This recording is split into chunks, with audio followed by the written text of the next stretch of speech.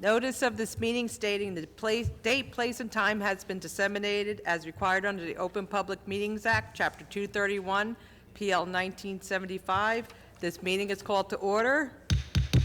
Mr. Clerk, please conduct the prayer and flag salute. God of the universe, look thou with favor upon these here assembled, and bestow thy guidance upon the members of the governing body in their deliberations. This we ask in thy name. Amen. I pledge allegiance to the flag of the United States of America and to the republic for which it stands, one nation, under God, indivisible, with liberty and justice for all.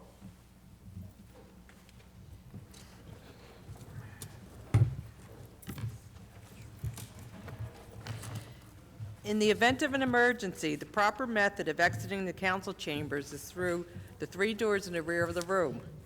Occupants should proceed down the staircase, out the front door, and away from the area of the front steps. Any member of the public wishing to speak during the public comment session at the end of the meeting, please sign in on the white sheets provided in the front of the room here. Please turn off all cell phones and place them on vibrate. If you must take a call, please leave the council chambers to do so. Mr. Clerk, can you please call the roll? Mrs. Ormond. Here. Javik. Here. Brown. Here. Mohammed. Here. Cosby. Present. Roman. Present. Strano. Here. Coates. Here. Medina. Here. Hickey. Here. Mrs. Yemakaitis. Here. Okay. Approval of the minutes of the regular meeting minutes of May 21st, 2019. Council President, I make a motion for the approval of the minutes for May 21st, 2019. Ask for a second. Second. Mrs. Ormond. Yes. Javik. Yes. Brown. Yes. Mohammed. Yes. Cosby. Yes. Roman. Yes. Strano. Yes. Coates. Yes. Medina. Yes. Hickey. Yes. Mrs. Yemakaitis. Yes. Okay, we're going to have a presentation in honor of Officer Byko by Shield Graphics and Pick 2 Plaque and Hans Hamburg. I ask the Mayor and Police Chief to please come down to the floor. And Hans.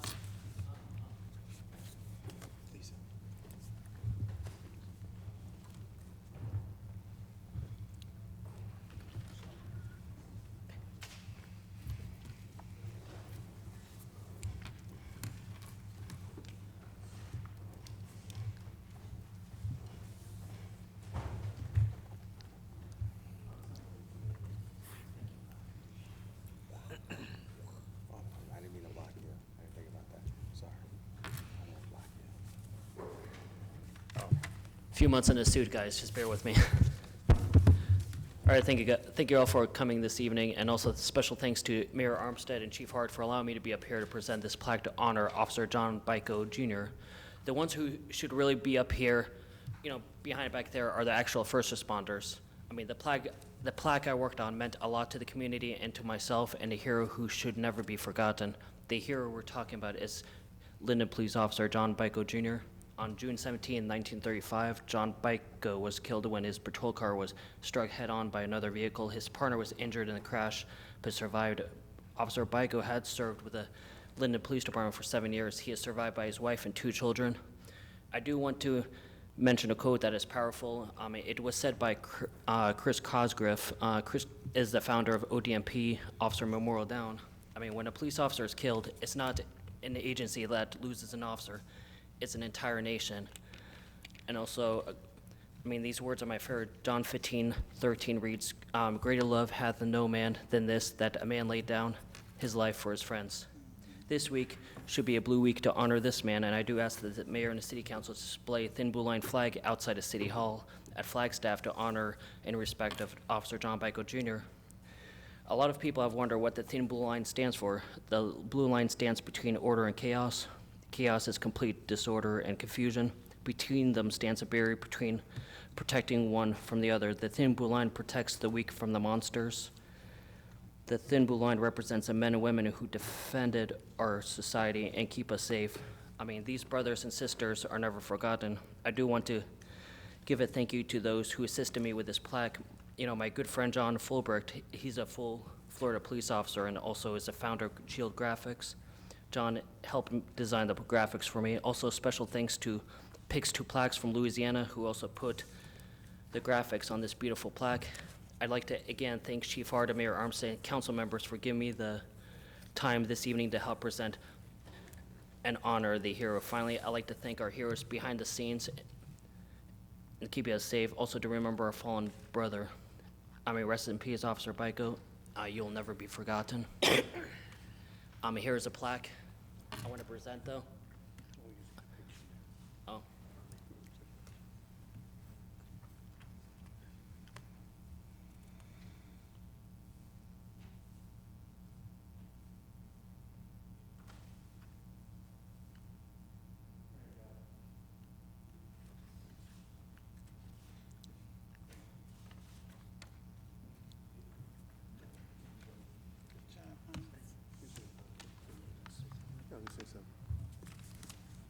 First, we'd like to thank Hans for his due diligence in going above and beyond to create this plaque. And we'd like to thank him for keeping Officer Boyko in his heart and in his mind, as we all should, as he gave his life to protect and serve our great city. So thank you, Hans.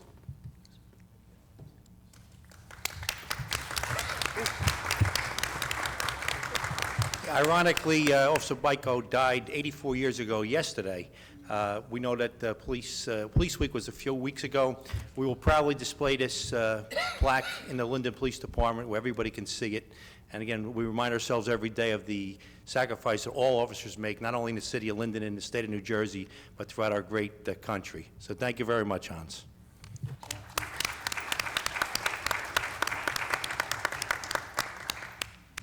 Mayor, you want to stay down there? Okay. Now I would like to invite Ariana Eastwood to join Mayor Armstead and Councilman Brown. This is Concrete Rose Program. Ariana Eastwood. Resolution.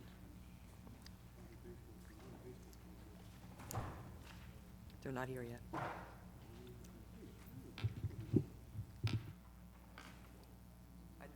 You have it? She has it right here.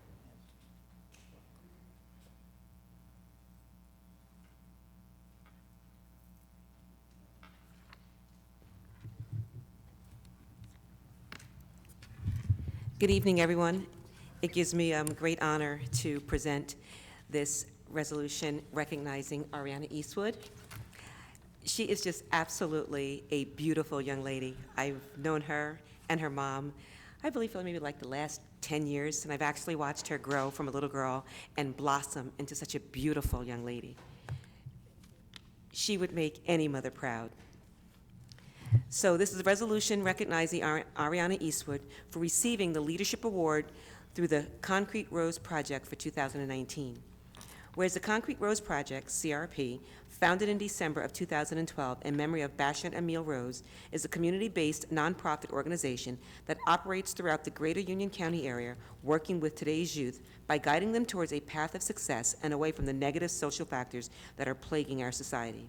And whereas on May 3rd, 2019, the Concrete Rose Project held its second annual Hidden Figures Youth Excellence Awards ceremony with the theme of Celebrating Tomorrow's Agents of Change. And whereas Ariana Eastwood, a senior at Linden High School, was recognized by the Concrete Rose Project as the recipient of the Leadership Award.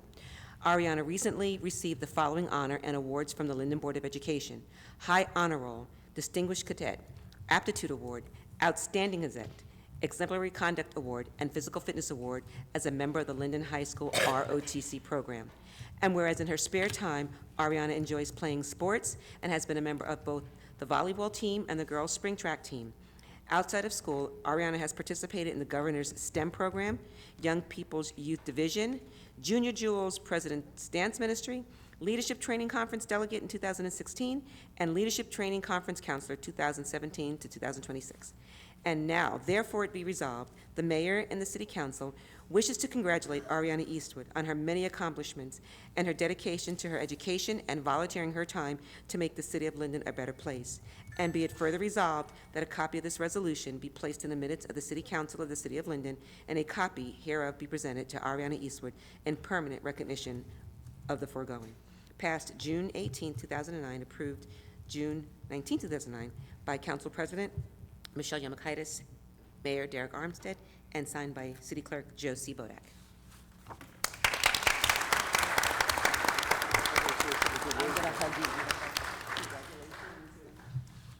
We're gonna, I just have to say a few words about this young lady. You know, I've been going to basketball games and going to back and forth to Linden High School, and over the last 4 years, I saw this, what I would call a little girl almost, who's grown up into a beautiful, blossomed into a beautiful woman. And let me tell you something. You probably heard this 1,000 times. You're going places. You are. You are destined for greatness. I've been watching you, and everybody else has been watching you, and you're just an outstanding individual. And I do believe that, you know, 5, 10 years from now, we're going to hear great things about you and your success. And just keep doing what you've been doing. You've always been so respectful. You're a Class A student. You're a Class Act, period. And even before I read all this, I could just see the way you conducted yourself as a young lady in that high school, that you were destined for greatness. So God bless you. Mom, you did a good job. You hear me? You did a great job, Ms. Carter. Okay? So we're going to take a picture with you now, okay? I want to be upset I took a picture with you when you get famous.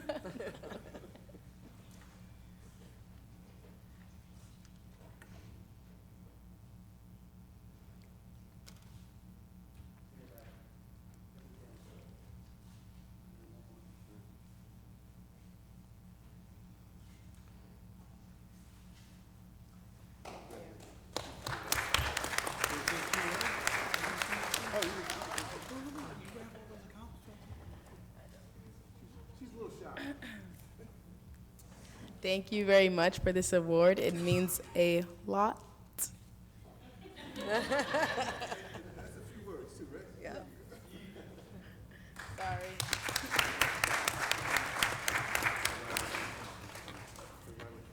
Okay, the middle school baseball team might be coming this evening. We'll hold that to later. Now I'd like to ask Ms. Dawn Biviano from the Linden Library, and Councilman Brown, do you want to go down to the floor with? And Nancy Braxton from our Recreation Department? Okay.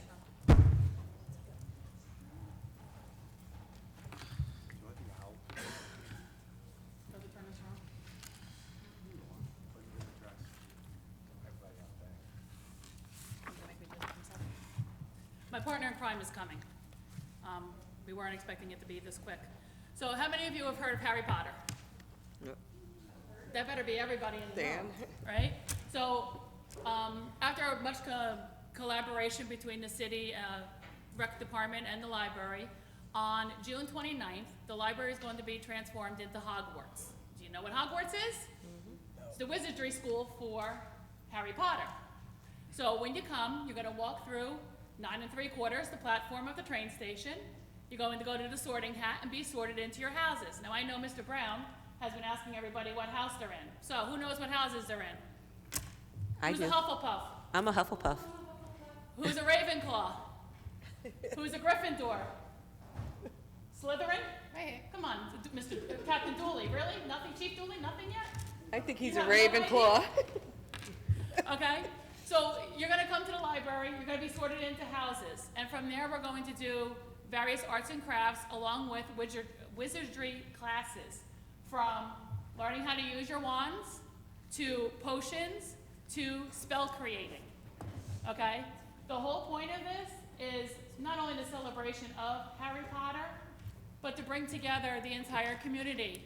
This is one of the first times that the rec department and the library are working in conjunction together for the entire city of Linden. So we're very grateful to Nancy and all the assistance that she's been giving us, and of course to the city council, because I'm expecting every single one on this dais to show up to the library. About this. You're coming. No, I'm not. You're coming. Just learned about it. So June 29th, I know Councilman Brown has a lot of information about Harry Potter. His children are very into Harry Potter.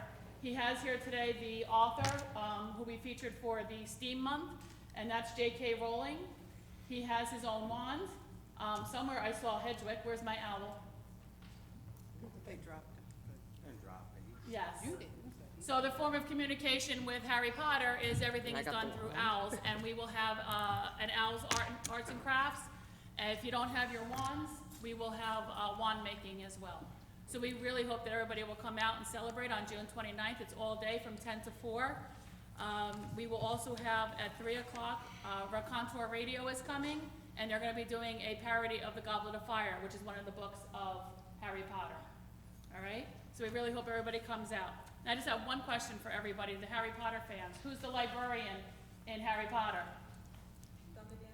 No, that would be Linden Library. Does anybody know?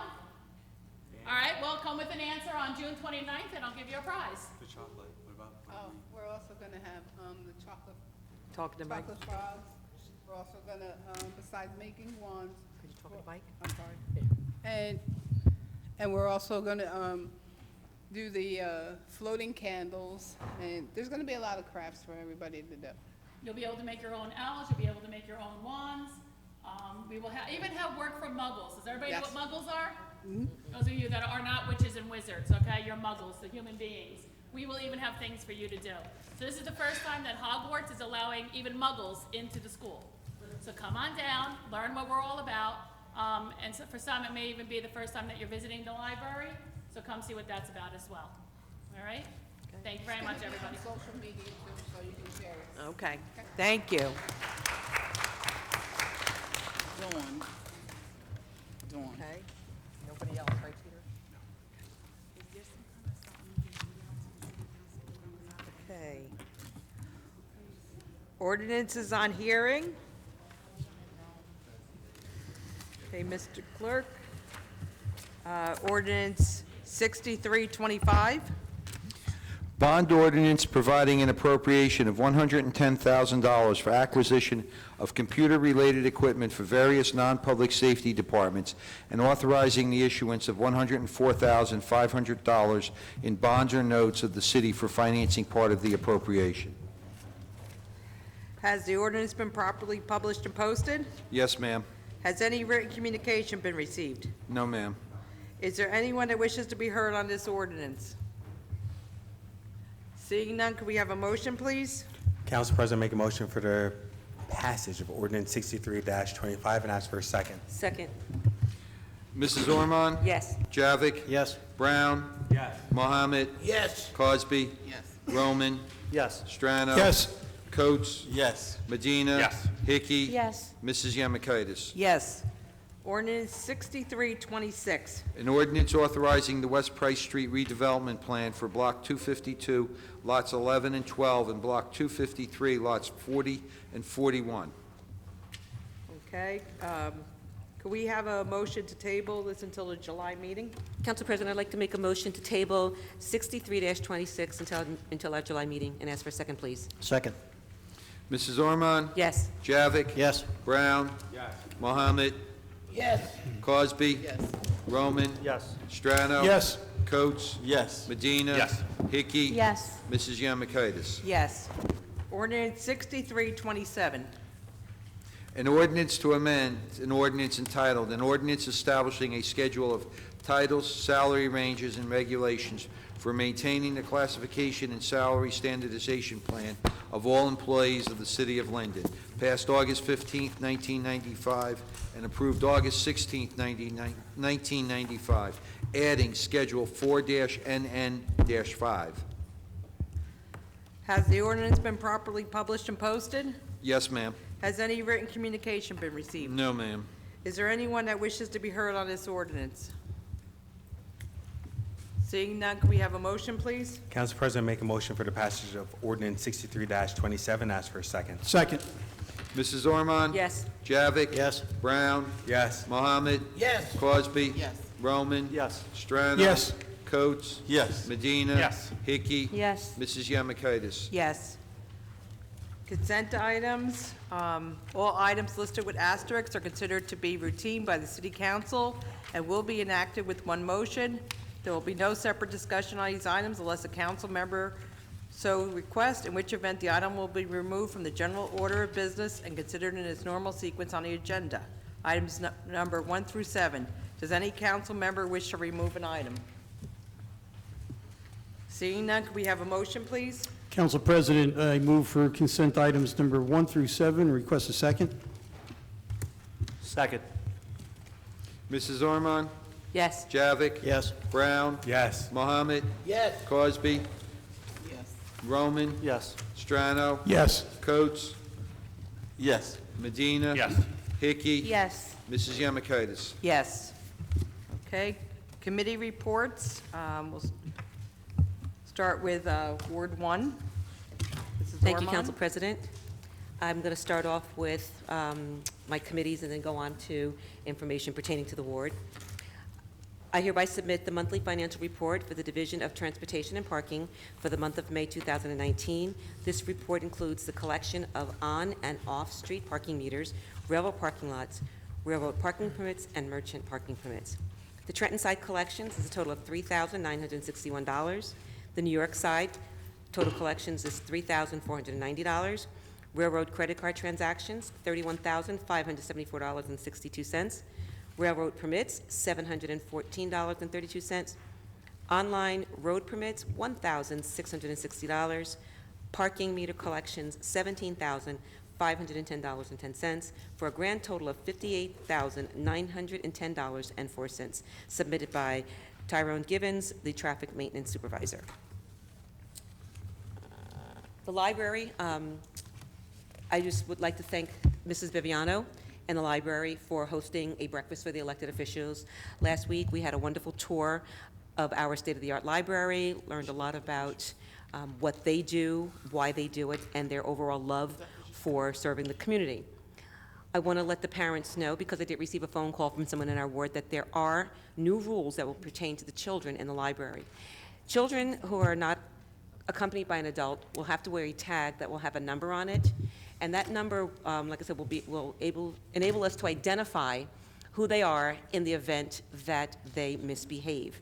We have had some problems with some of the children behaving inappropriately in the library, and it makes it bad for those who want to behave properly. So if you hear that you have to sign a form as a parent for your child to be allowed to stay in the library unattended, that's why. We just want to make sure that our library maintains a place where people can read and enjoy solitude and quiet. And I also would just like to thank Mrs. Viviano and Councilman Brown for the Harry Potter event that's going to be sponsored. It sounds like it's going to be a lot of fun. Gessner Street, the paving and the cement work is completed. We're going to proceed with the striping. The rumble strips that were there will be replaced. That is a very busy strip, especially because it's around the school, and especially during the summer. Children are out, so we're just hopefully that we'll get that done soon. On Erkama Street, New Jersey, the New Jersey Water Company has repaired some water mains. The road will be completely refinished once they're done. One of the great things about having the water mains repaired is that we get paving done at no cost to the city. I also would like to update everybody on the park. Wells Park, we have one last, well, actually two things that need to be included in the park. One of them is a gazebo, and that's going to be assembled next week.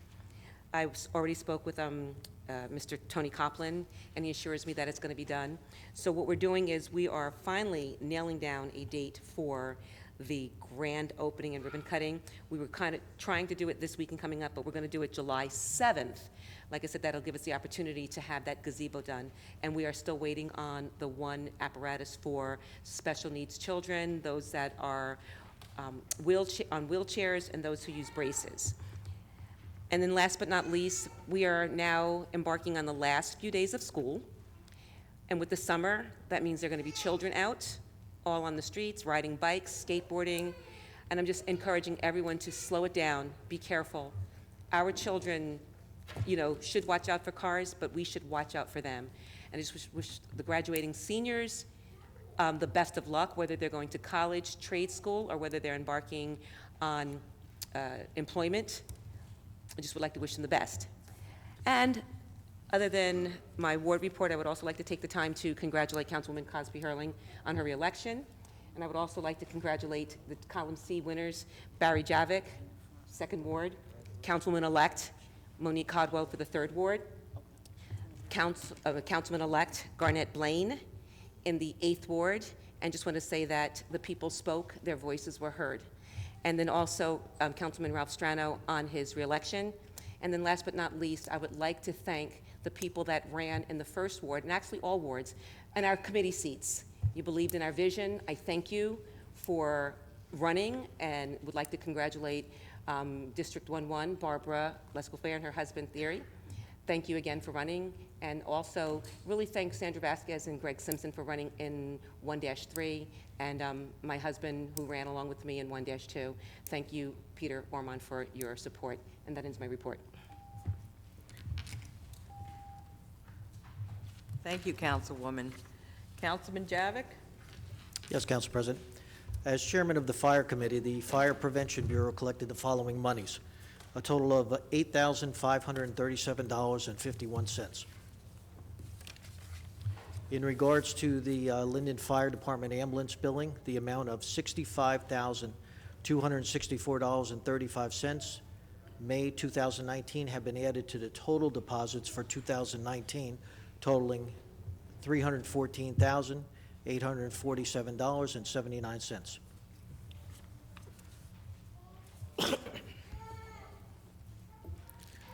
In the 2nd Ward, we've had several traffic-related issues this past month. The first one at the corner of DeWitt Street and West Elm Street. Ultimately, we would like to get a 4-way stop with blinking light at this location. This is being reviewed by the Traffic Committee right now. The second issue is double parking at school number 8. You have to park your car to pick up your children for safety. The violations officers are issuing tickets right now, and this will be around the school on a regular basis. Also, speeding is being monitored on several streets in the ward. Also, on July 15th, we're all looking forward to our first junior fire academy starting. We appreciate all 26 Linden students that signed on for this. I'm sure we won't be disappointed, and maybe they will become our future firefighters. As a reminder, if you would like a city tree planted in the fall, please reach out to your council representative. The cutoff date for them to get you on the list is June 28th. Also be aware, it's illegal to cut, damage, or destroy city trees. Planters and plants are not permitted in the city right-of-ways. We are also in the process of doing ornamental plantings around the city. One additional note, the Department of Public Works is now out there doing pothole and crack sealing on our streets. Linden is once again doing great and a very desirable location to live in. And it will continue to get better. If you need to give me a call, please reach out to me. My cell is 908-494-4608, or email me at bjavik@linden-newjersey.org. End of my report. Thank you, Councilman. Mr. Brown, 3rd Ward? Thank you. I've received a request for a light installment in front of 120 East Blanky Street. The poll number is 62105. Also for poll number 62506LD in front of 1918 Mildred Avenue. Another for poll number 62597 located on 427 Bernard Avenue. Another one for poll number 60594 that's located at Bruce Street between Curtis and Henry Street. Another one, poll number 62105 in front of, I'm sorry, I read that one. Poll number 63566LD in front of 11111 Clinton Street. And last, poll number 63173LD in front of 804 Rose Parkway. I ask for approval of the installation of the streetlights and ask for a second. Second. Mrs. Ormond? Yes. Javik? Yes. Brown? Yes. Mohammed? Yes. Cosby? Yes. Roman? Yes. Strano? Yes. Coates? Yes. Medina? Yes. Hickey? Yes. Mrs. Yemakaitis? Yes. Approvals is requested for the following finance actions. The payment of bills totaling $8.25. Bills have been signed by the mayor, council president, and the finance chairman, and the detailed check register and vouchers are in file in the clerk's office. Item number 2, we are in receipts of the investments made by the city treasurer for the month of May at the rate of 2.75%. I move for approval and ask for a second. Second. Second. Mrs. Ormond? Yes. Javik? Yes. Brown? Yes. Mohammed? Yes. Cosby? Yes. Roman? Yes. Strano? Yes. Coates? Yes. Medina? Yes. Hickey? Yes. Mrs. Yemekaitis? Yes. And lastly, the only thing right now from the Recreation Department, well, we have a couple of things. We all know we have concerts on Tuesday, Thursday, and Friday between concerts and comedy series. I want to encourage residents to please go out to these events. This is something that has been done between the city as well as the city district is scheduling these events. But also, right now, the one event that I asked a lot of residents to attend is the event that Ms. Viviano and Nancy have come up to speak about, is this event that's being taking place at the library. Why this is significant is, again, we have the city recreation department working with the library, and we have the chance of doing something really different and nice in the city here for both old and younger generations. So I encourage residents to come out, and let's do something nice and different together as a community. End of report. Thank you, Mr. Brown. Councilman Mohammed. Good evening. First, I'd like to congratulate Councilwoman Crosby for re-election. Re-election. Say it again with the mic on. I would like to congratulate Councilwoman Crosby on her re-election to the 5th Ward. Thank you. And also congratulate Ralph Strano for his re-election and Barry Javits for his re-election. And I think it's just a great statement of democracy at work. I also would like to congratulate those who lost. They did come into the process, but democracy does speak. And now with my report from the Office of the City Clerk, 72 births, deaths, and marriage transcripts, bringing total revenue to the city of Linden, $1,080. Marriage and civil union license, $84, and to the state, $700. Domestic partnership was $0. Miscellaneous revenue was $22.50. Bingo and raffles was $0. EDRS vital statistics, $630. Borough permits was $0. That's a good thing. Interest earned, 34 cents. City revenue, $1,816.84.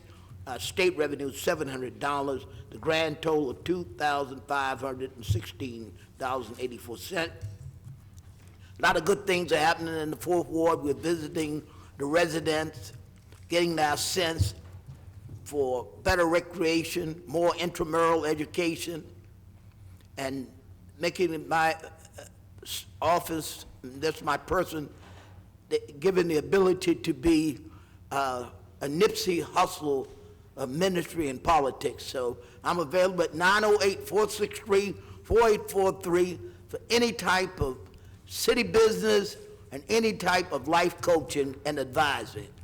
Keep praying for me. Let's keep praying for this great city of Linden, and let's keep up the great memory of Nipsey Hussle as we continue his work here in the city of Linden. That ends your report, Councilman? Yes, Okay, that thank concludes you. my report, Okay. Council President.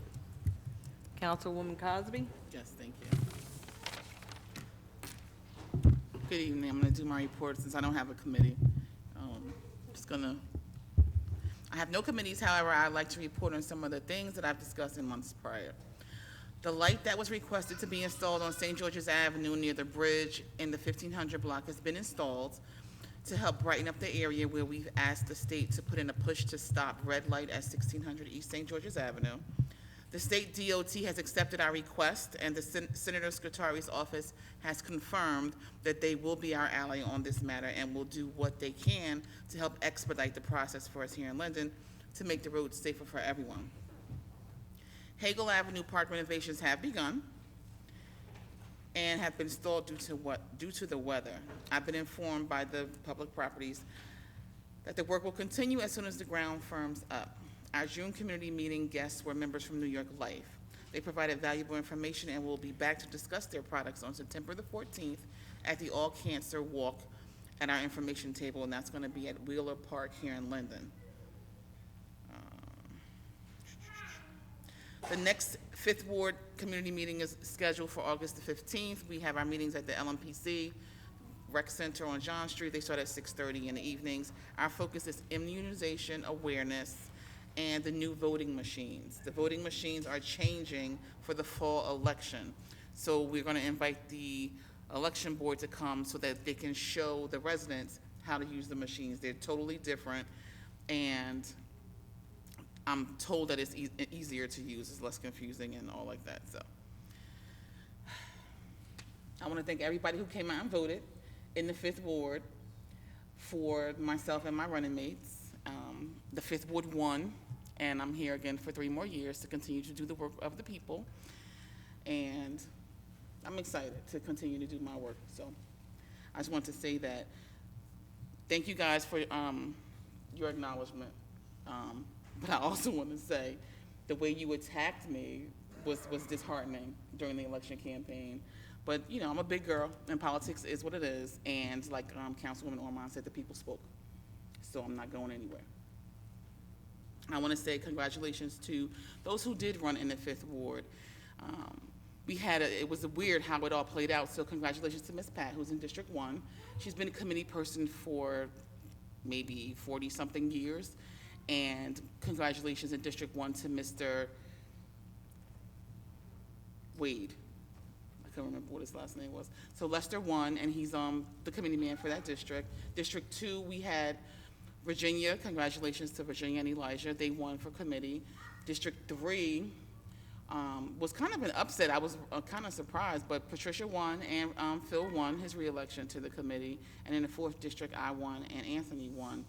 So just so everybody's clear what committee is, it's the first level of elected office. And what the Democratic Committee does, well, from my perspective, is they're supposed to work with the members of the council. They're supposed to work with the chairperson of the party in the city to make sure that the will of the people gets done. So you're elected. In some cities, they're called district leaders, but the official name is committee representative, and you report technically to the County of Union, but each city has their own. So I'm hoping that even the folks who did not run with me will still work with me, because our job is supposed to work for the people in the city of Linden. So with that, I'm going to just give my phone number, 908-718-7933. As always, you can always reach out to me. I have some information about the city development, City Village, and the Fifth Ward. I put it out on Facebook. I sent it in an email, but if you don't have Facebook or an email, give me a call. I'll give you the information. A lot of people are interested in the project with regards to how much is the rent going to be and all of the amenities and things like that. And while I did not support the tax abatement, and I've never supported a tax abatement since I've been on council, I hope to help them fill these apartments, because that determines how much money we get, you know, from the payment in lieu of taxes. So that's important to me, especially since it's in my neighborhood. But at any rate, give me a call if you have any questions, send an email, or you can, check me out on my website, rashana.com. And that concludes my report, Council President. Thank you, Councilwoman. Councilman Roman? Thank you, Council President. Good evening, Linden. I just wanted to start my report by asking you to keep in your hearts the Scanlon family who lost their mother this week. To Becca and Nick, I've known you my whole life. Your mom was an amazing woman, raised 2 great kids, and happy that we have been lifelong friends, and God bless you guys in your time of need. Please, 6 Warders, if you have any tree requests for new trees, please get them into me by June 28th so I can submit them to our Shade Tree Commission. If anyone has any last-minute sidewalks, please call me or text me immediately over the next 2 days. I'll come out there, recommend them, and see if they should be replaced or repaired. My phone number is 908-494-5784.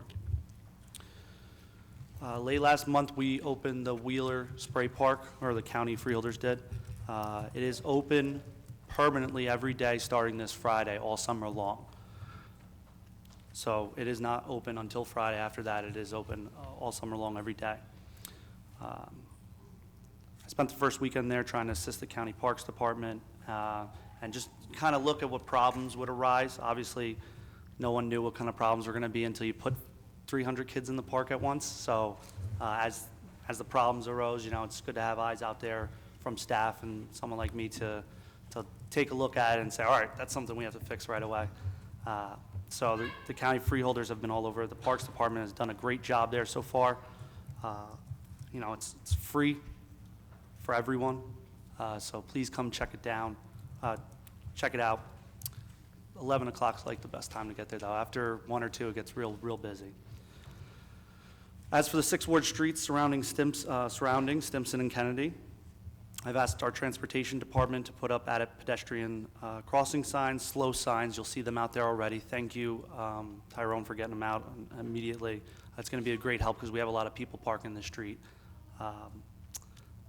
Also, along Kennedy Drive, I'm going to try to work with the county to get striping for not only Stimson and rumble strips to slow it down a bit, but also to put line spaces for parking on Kennedy so that people park right. And in the future, I'm going to work with the Accident Review Committee to investigate if we can do permit parking on Kennedy. If you know Kennedy, there's about 20 or so spots that you can park before you get to the houses alongside of the park. There's already a parking problem in Kennedy before Spray Park, so I think it's time we look at that and see if we can help the residents of Kennedy out in that matter. So that's something we'll be working on. Walmart widening program. I think there's a pre-con meeting. I was just informed. Hopefully they'll be getting started soon. Most likely, don't quote me on it, but they'll be starting with Stiles Street and Loretta, and they'll be moving their way up to 1 and 9 with that project. Meridia, there's a resolution on the agenda tonight for Meridia to close West Morris Avenue in between Wood Avenue and Penn Place. They're doing this for the construction. So I think the agreement ends in September, so it's probably going to be closed all month. It'll be open to residents, but it won't be open through traffic. So if anyone has any issues with that, please call me. It's my backyard, literally, so I'll be right there to help you guys out if you have any issues over there. That is about it, Council President. Thank you, Councilman Roman. Councilman Strano? Yes, Council President, I have the personnel report in front of me here. It's got 8 departments listed on it. It's quite lengthy. I'll get through as quick as I can. Number 1 is in the Police Department. Item A is permission to hire Jeffrey Nadler and Julian Pacheco as police officers effective July 1st, 2019. And of course, subject to the successful completion of the Police Department's background check and successful completion of all medical and psychological examinations. B is accepting the resignation in good standing of Diana Chivetti, Public Safety Telecommunicator, and this is effective June 13, 2019.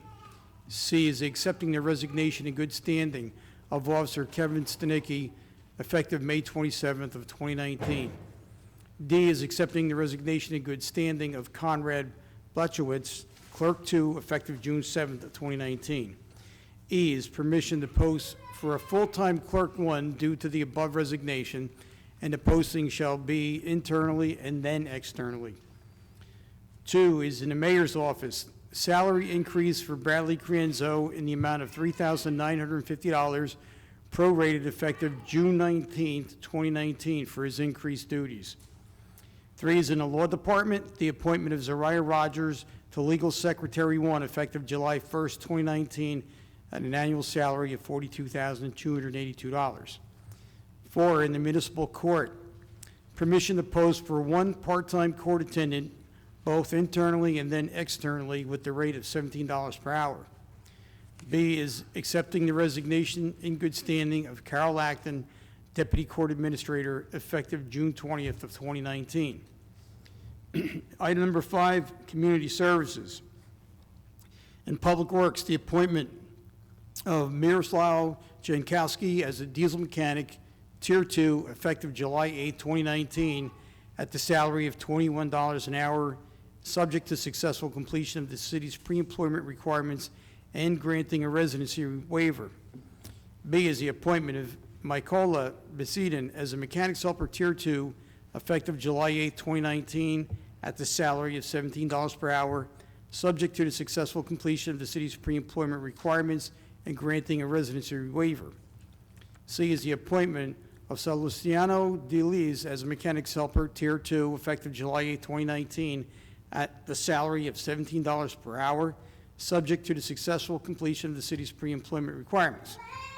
Item D is the appointment of Jonathan Morick as a mechanic, Tier 2, from the Civil Service certification effective July 8, 2019, at the salary of $18 per hour, subject to the successful completion of the city's pre-employment requirements.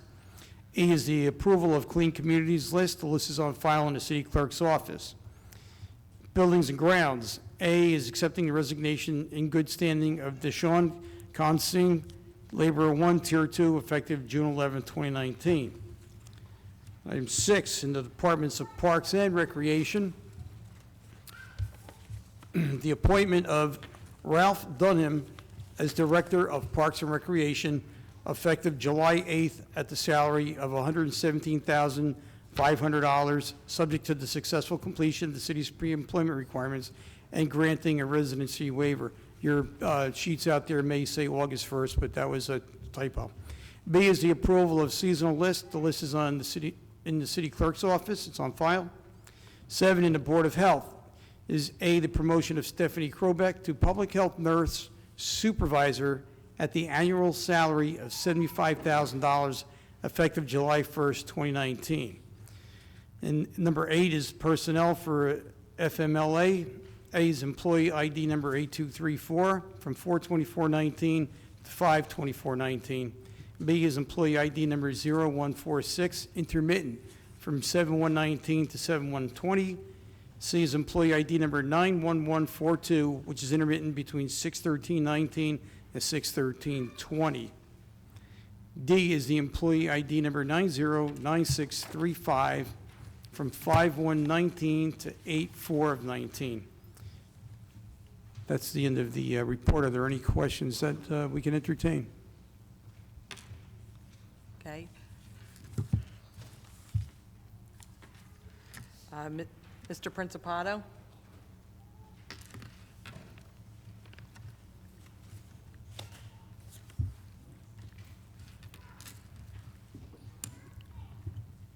Okay, we have 2 minutes. John Principato, 1706 Westover Road. Number 2, the mayor's office. Bradley's getting an increase of $3,950. What's his current pay? And what are the increased, it's for increased duties, what are the increased duties that he is taking on?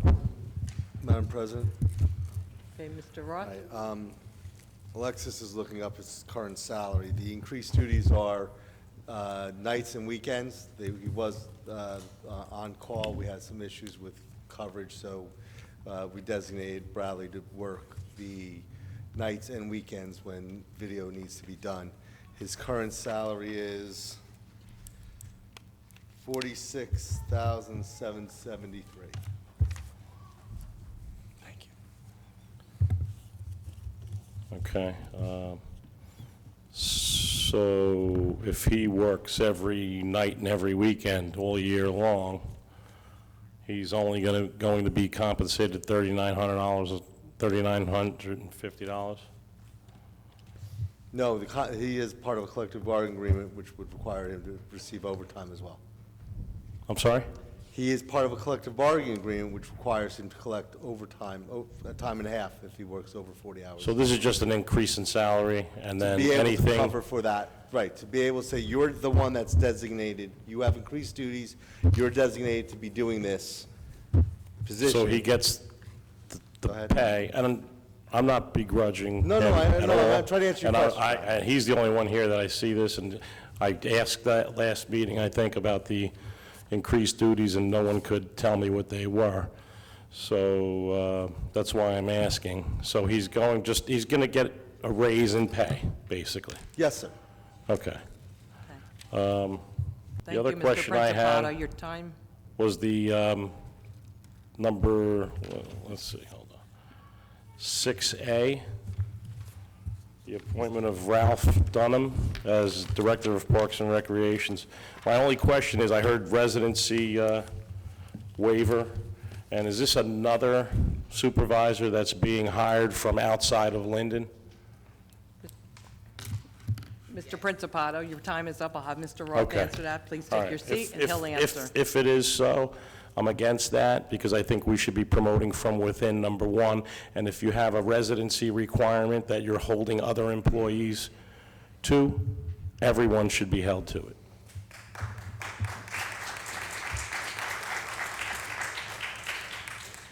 Anyone, Mrs. Malik?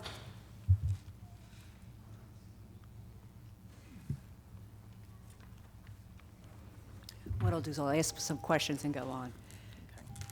The law department, Zahira Rogers, is this a new position?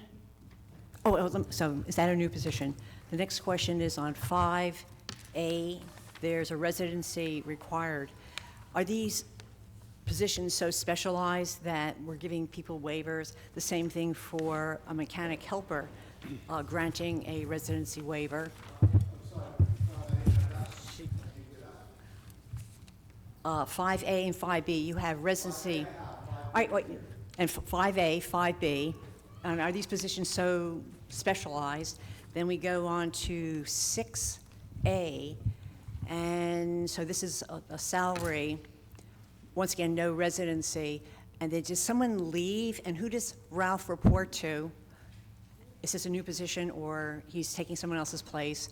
And then for the Board of Health, do we have multiple supervisors? I know we have Nancy here, who's, that's Nancy, right, in the back?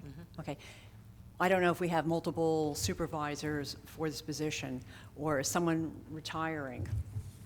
And then going on, you have these charts in the back, and it pertains to, like, the clean something or other, but they're blank.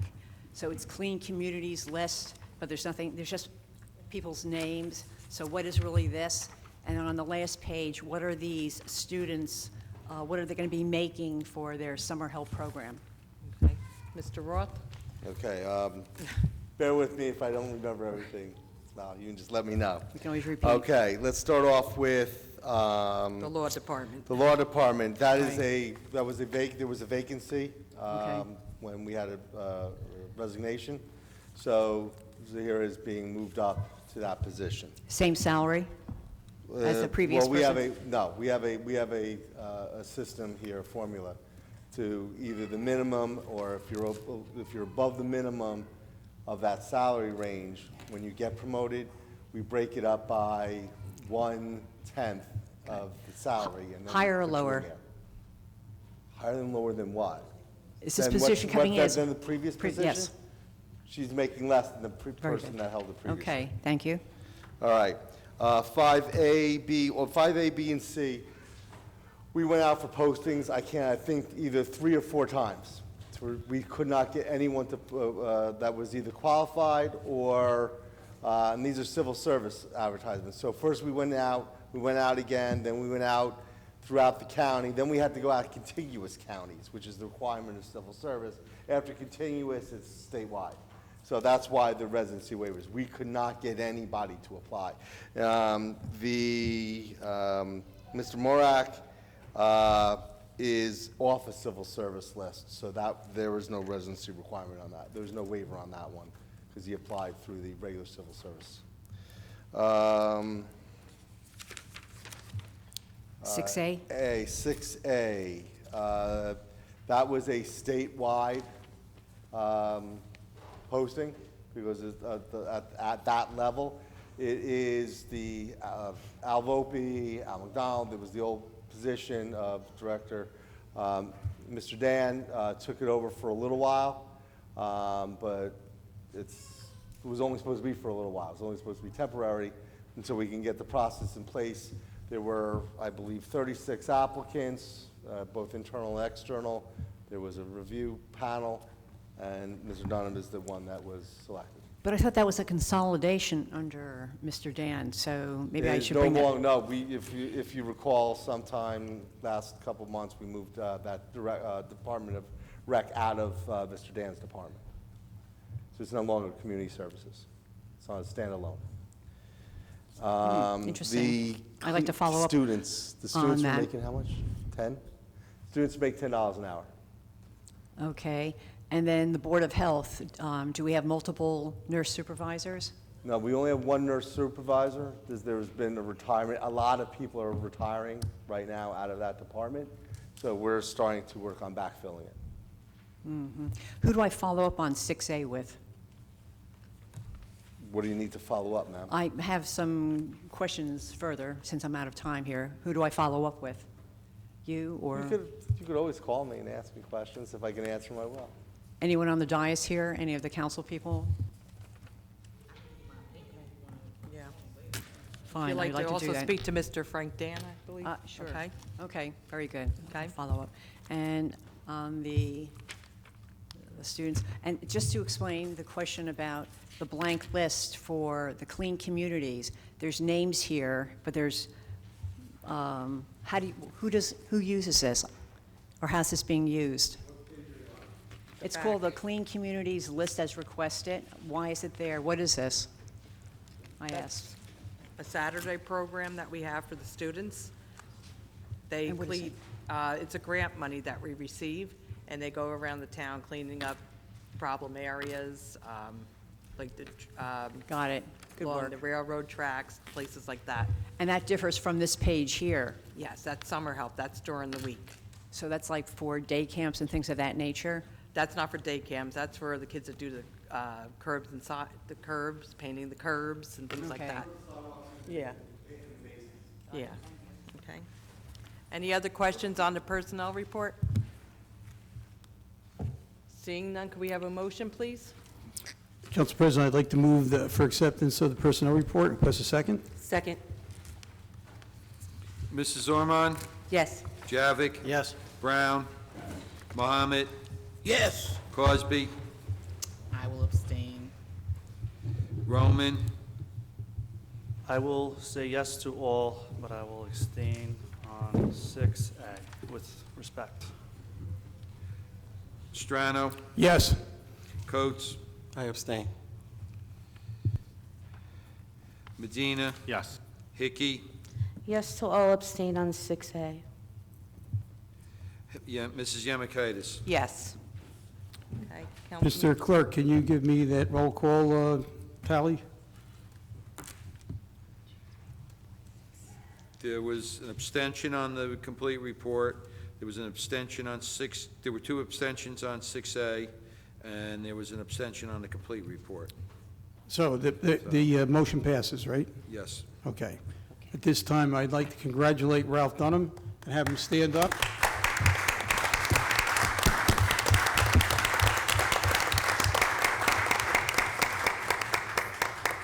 I know that there may have been some questions as to why we hired him, but he has a resume that's head and shoulders above 36 other applicants, and he was vetted thoroughly, and he comes with great qualifications, and we certainly look forward to him running our Recreation Department in the future. He's going to do great things, and I welcome him to the city of Linden. Welcome, Ralph. And besides, you have a great name. My report is going to conclude with that, Council President. Thank you, Councilman. Councilman Coates? Thank you, Council President. Linden is a great town, and have a lot of great people here.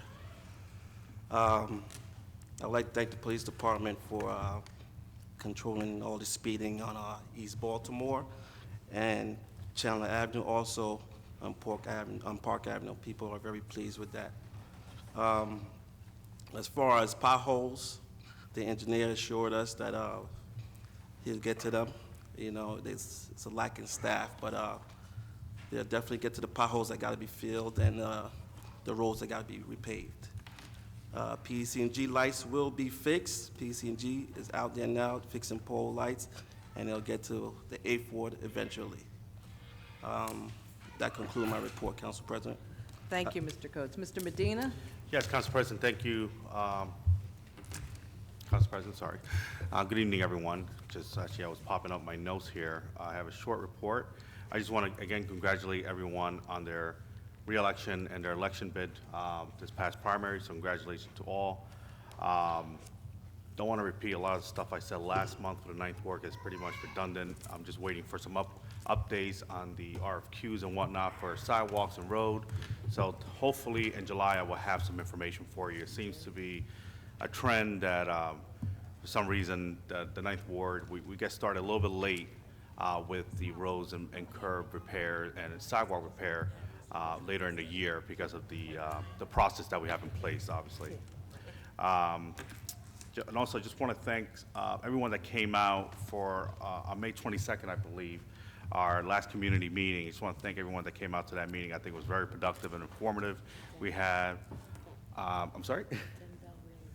Yes, Denver Realty and Five Star donated the space, and Denval took care of the food. So big thank you to those guys. But again, going back to the meeting, it was very productive. We had department heads there.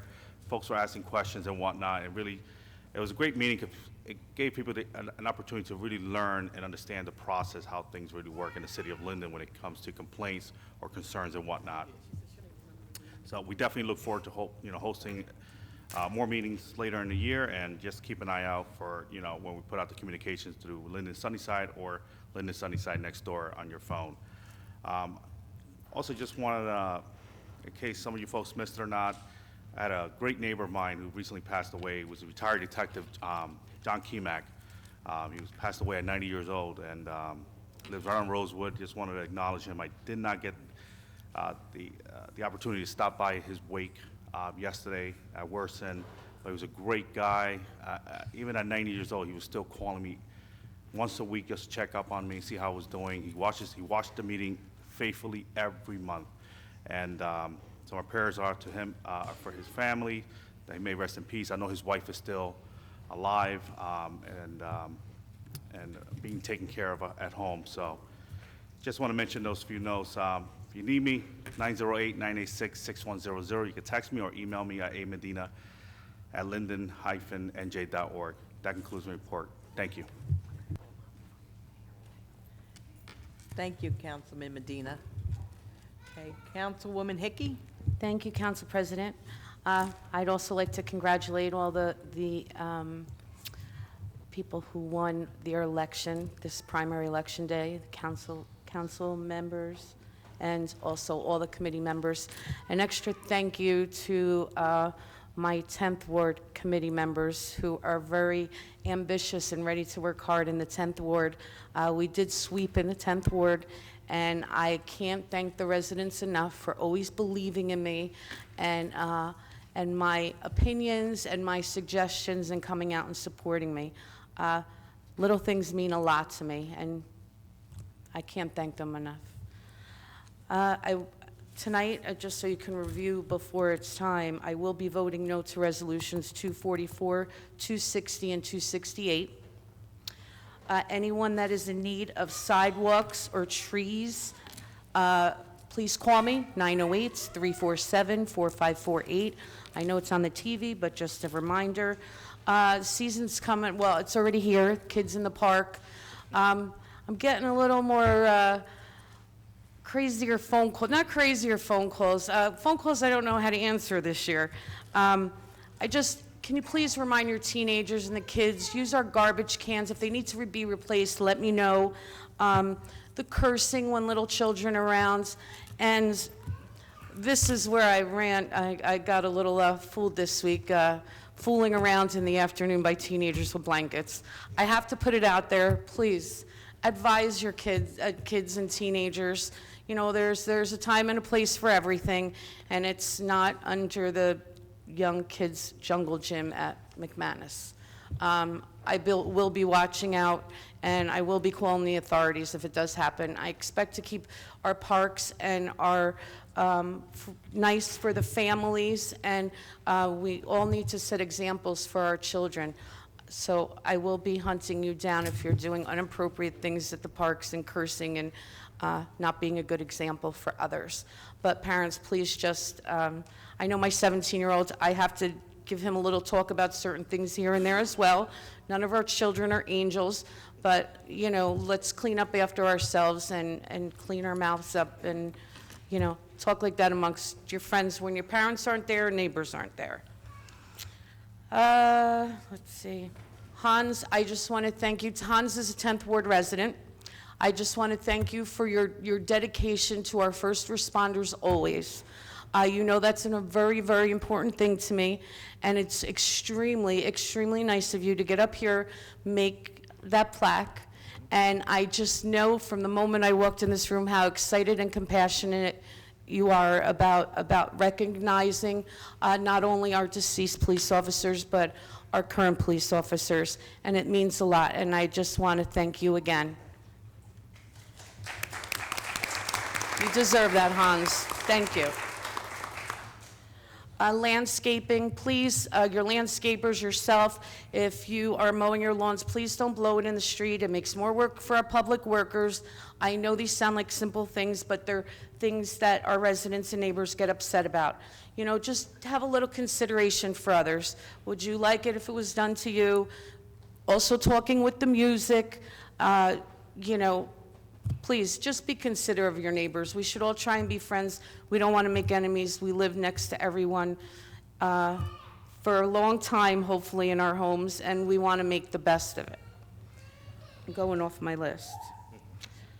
Dawn Beviano, is she still here? Oh, hey, Dawn.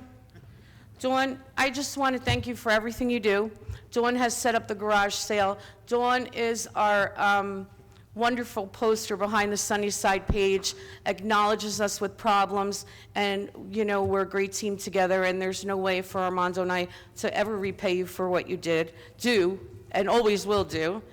I have never read a Harry Potter book or seen the movie, but I'm happy to be a Hufflepuff.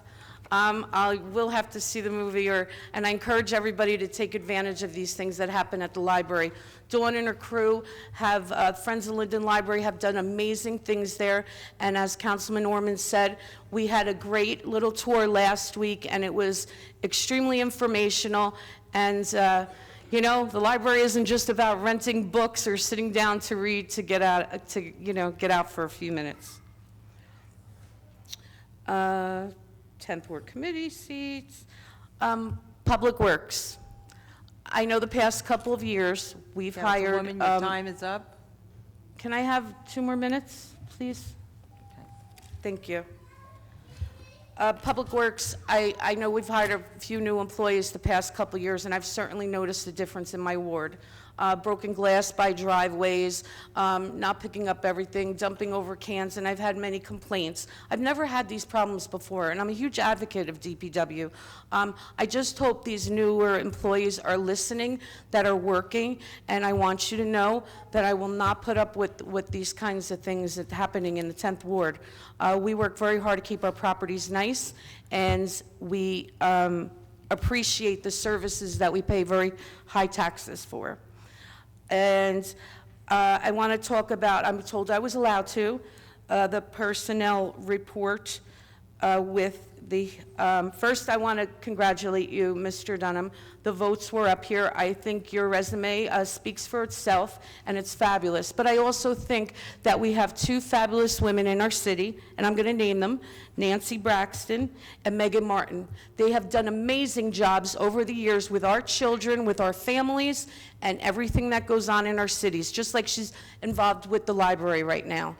I think it's unfortunate that we can't hire city residents to make our programs. It can't be about grants, because we hire and pay a lot of money for grant writers every single year. So I feel like it's a little smoky up here. And lastly, real quick, Resolution 244 is regarding Councilman Roman. As I've said in the past, there's no reason for this council to hire investigation committees, not hire, place themselves on investigation committees, especially when they don't care for somebody. You want to start investigations, start it from, let the police do their job, let the prosecutors do their job, let the attorney generals do their job. They're not trained professionals to investigate any conduct within our city, and this is happening again. Leave John Roman alone. He's a good councilman, and figure it Councilwoman, out, your because time is everybody up. has their faults. Thank you, Council President. Thank you. Okay, Mr. Mayor, I'm going to ask you to pause your report for the baseball team is here. So I'd like to ask them to come up. Councilman Brown?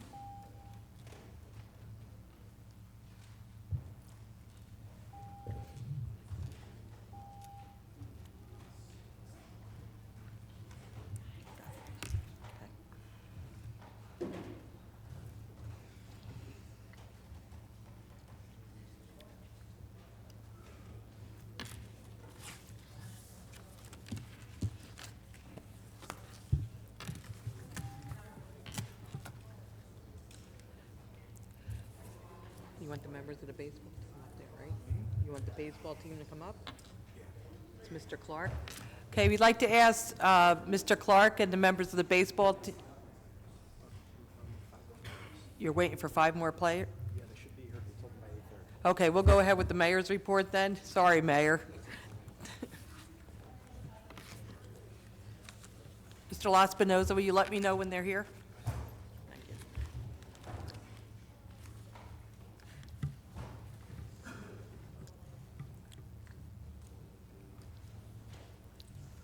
Okay, Mayor Armstead? Yes, thank you, Council President. Good evening. First, let me start with St. George Avenue. As many of you know, if you drive down St. George Avenue, you'll see that the St. George Avenue development is moving right along. The framing has begun. They're actually closing it in. There will be a delay in Phase 2 because of there is an encroachment of the electrical wires by PSE&G onto the property, so we'll be working very closely with PSE&G to try to get that resolved.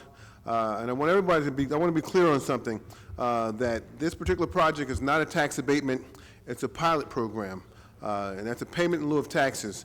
And the city does receive considerable dollars for these type of projects. I want to remind everybody that the project that was proposed prior to that was a justice complex, which would have cost us upwards of $25 million to build, and then you would have had to fill it with employees, so it just was not a good thing for the taxpayers in this town. The current project, I think, is the best project for that particular location.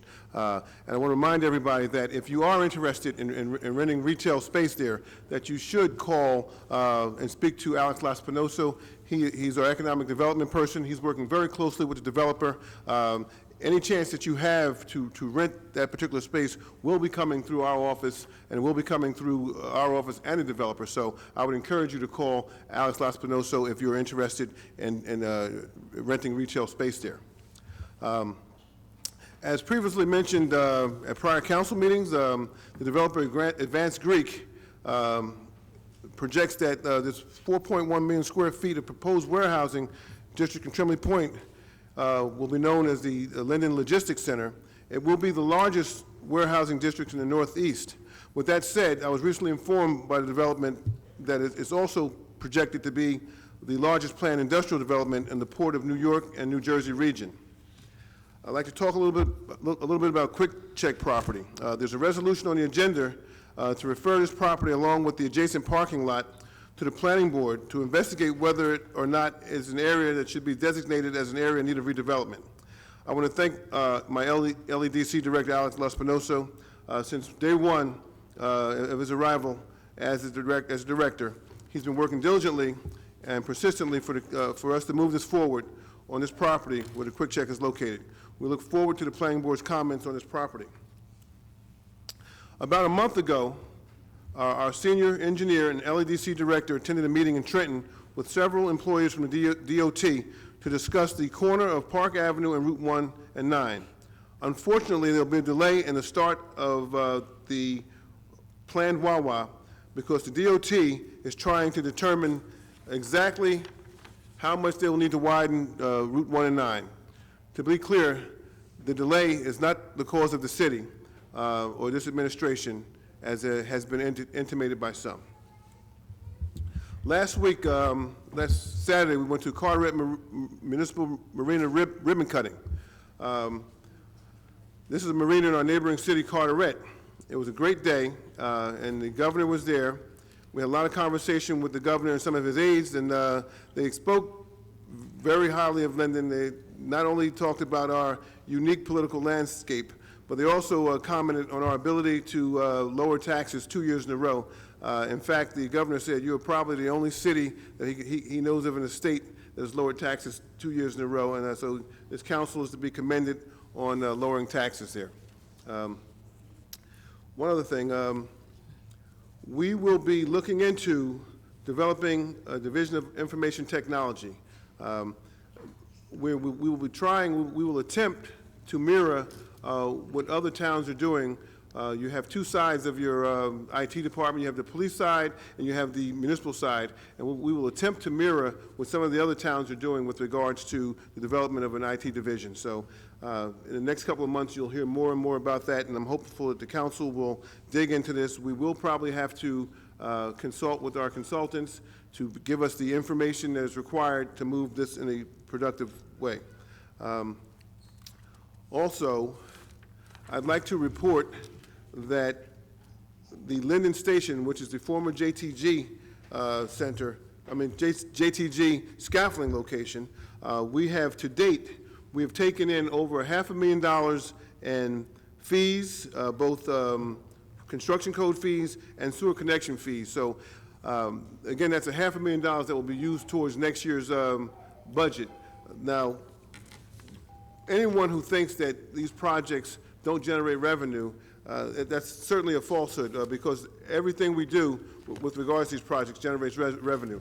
Even the Capitaglia Meridia project last year generated over $500,000 in revenue. So the fact that people are out there saying that these projects don't generate revenues is totally incorrect.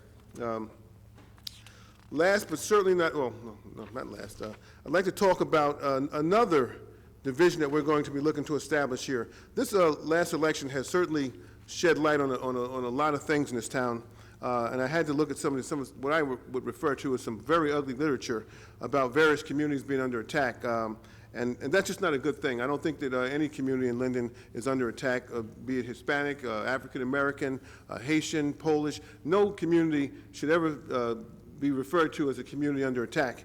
That being said, what we're going to attempt to do here is to develop what we call a division of cultural outreach, maybe cultural and senior outreach, and I'm going to be looking for this council to help me put that together so that we will be known as a town that you can come to for advice, and we will offer it to any nationality in any group in this town. We want to be known as a town that welcomes everybody, and I don't want anybody to feel as though their culture is under attack, as many political campaign ads had intimated this last election. And last but certainly not least, Linden High School graduation is Friday. We're asking that you drive carefully. There will be a lot of activities going on in the morning, evening, and the afternoon at the AA Field and the JTG Center. I'd like to congratulate the class of 2019 and wish them much success. Oh, and I did forget to congratulate our people who ran for office. I'd like to congratulate all of those who ran for office and were successful. In the 2nd Ward, Barry Javick on his reelection. Mayor, finish up. Your time is up. Okay, all right. The 5th Ward, Councilwoman Rashana Cosby on her reelection. The 7th Ward, Councilman Ralph Strano on his reelection. And I'd like to congratulate Garnett Blaine on his election to the 8th Ward Council. We look forward to working with you, sir. Unfortunately, you will not be able to take your seat until the November election, but that will be here soon enough, and we do look forward to your financial acumen, as we will be losing Councilman Brown. So we're going to miss his financial expertise. Oh, I forgot about our 3rd Ward elected councilperson, Monique Caldwell. So congratulations to you all, and looking forward to working with you all. Thank you. Concludes my report. Thank you, Mayor. Is the baseball team here before we start resolutions? You got 5 minutes. Mayor, I gave you an additional 2. Okay.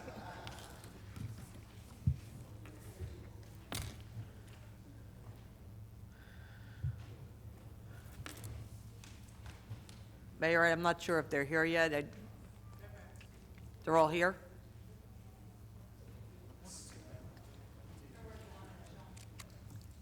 What? Okay. All right.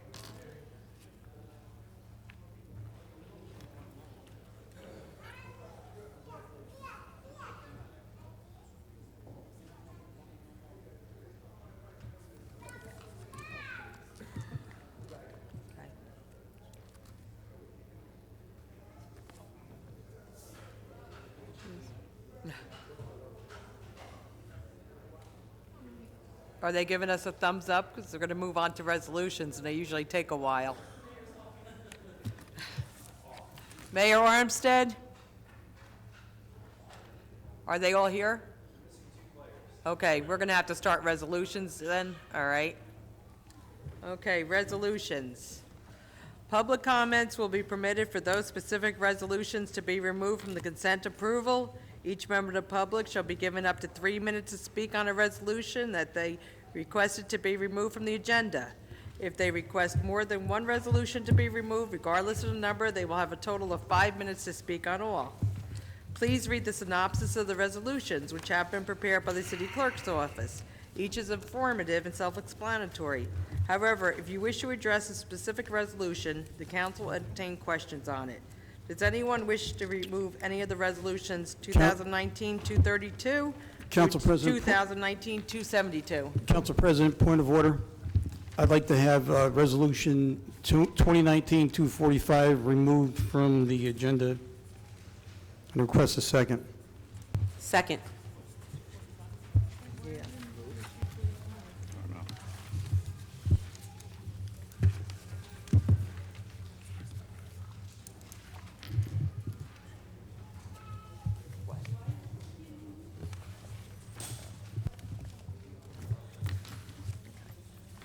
Okay.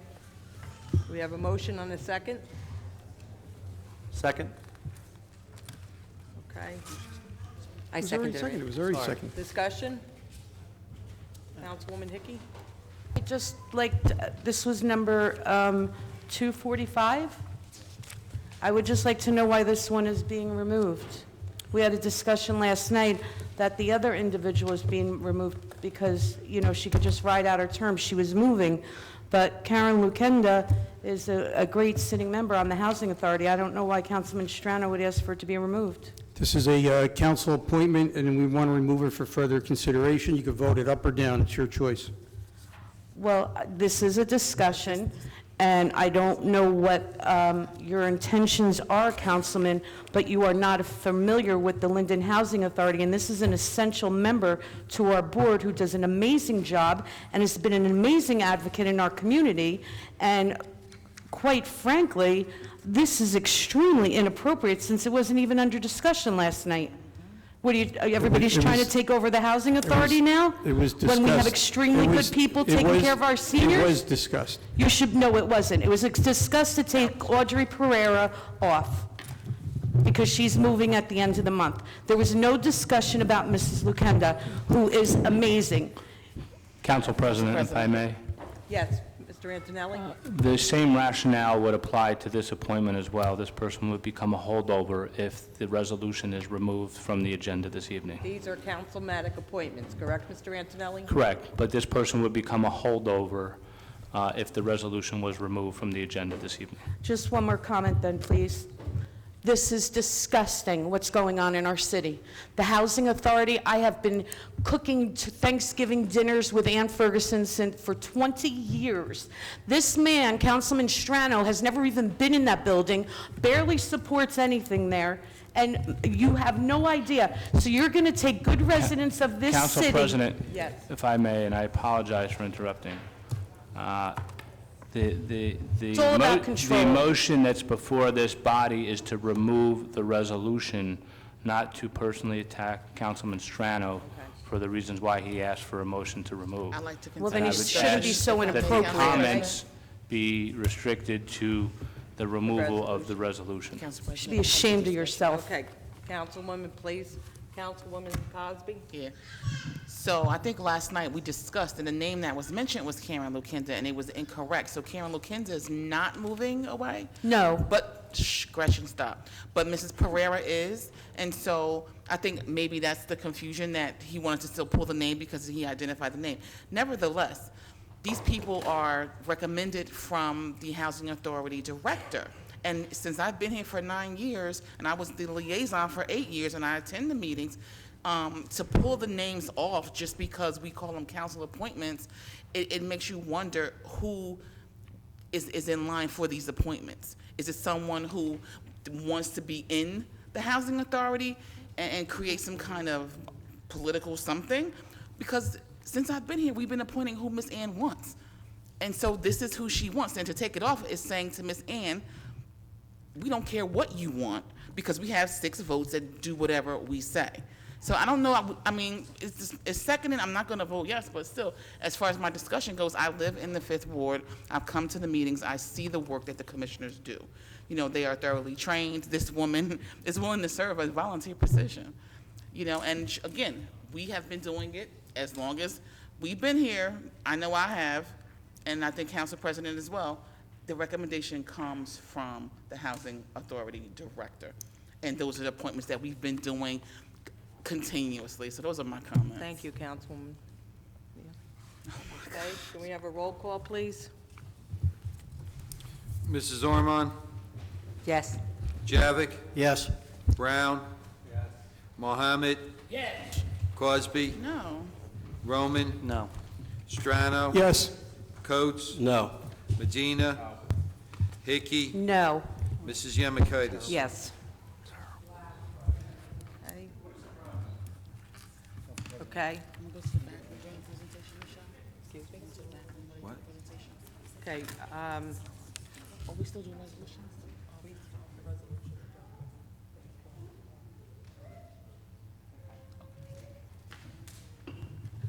okay, we're going to interrupt the resolutions to have the baseball team come up for their presentation. We don't want to keep the students out. Mr. Clark, would you please bring up your baseball team? Yes, come on up.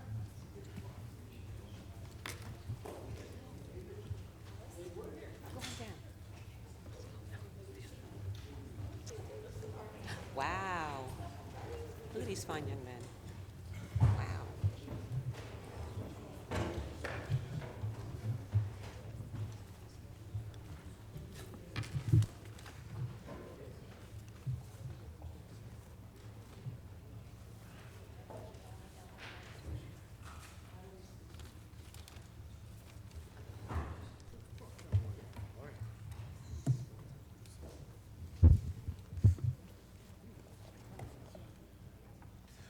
Good evening, everyone.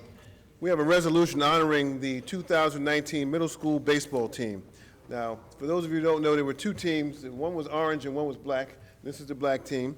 But let me just say this. These gentlemen, last year, they didn't win a game, right? They won 1 game last year. Okay, I stand to be corrected. Under the supervision of Mr. Clark here and his staff, they completely turned it around. They went undefeated this year, and that is to be commended.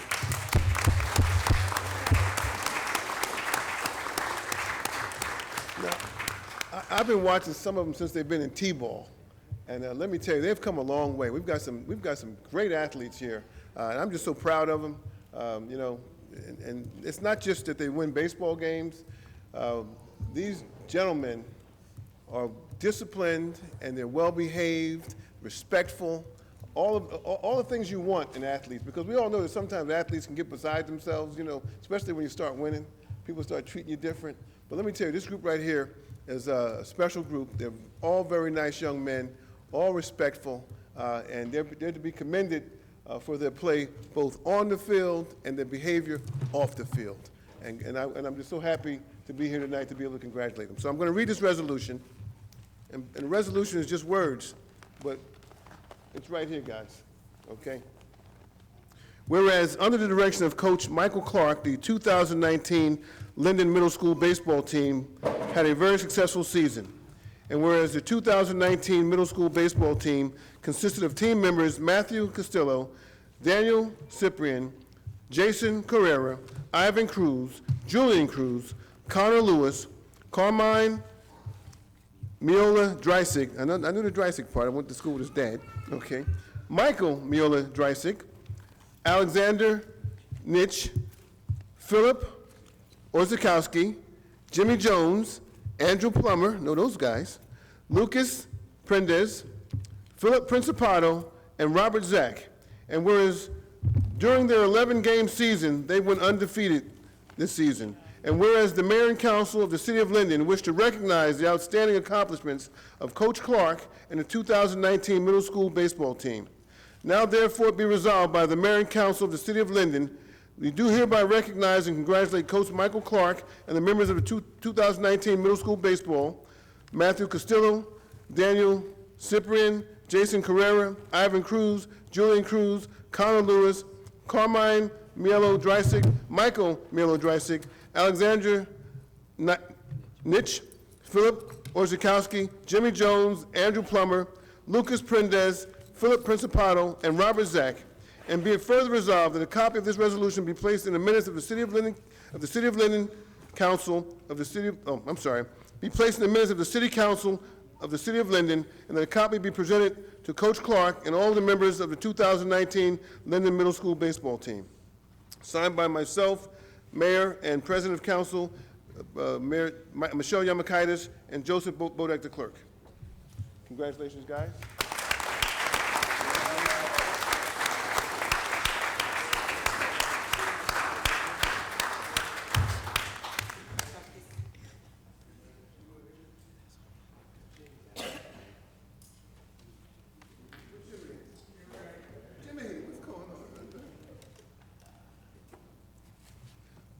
We gotta give these out now, don't we?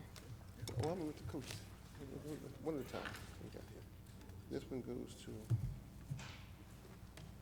this is just a resolution, hold on. Okay, this is one for individuals. I think we're all the same, okay. There's no name, okay, good, we just give them out. That makes it real easy for us, guys, there's no name.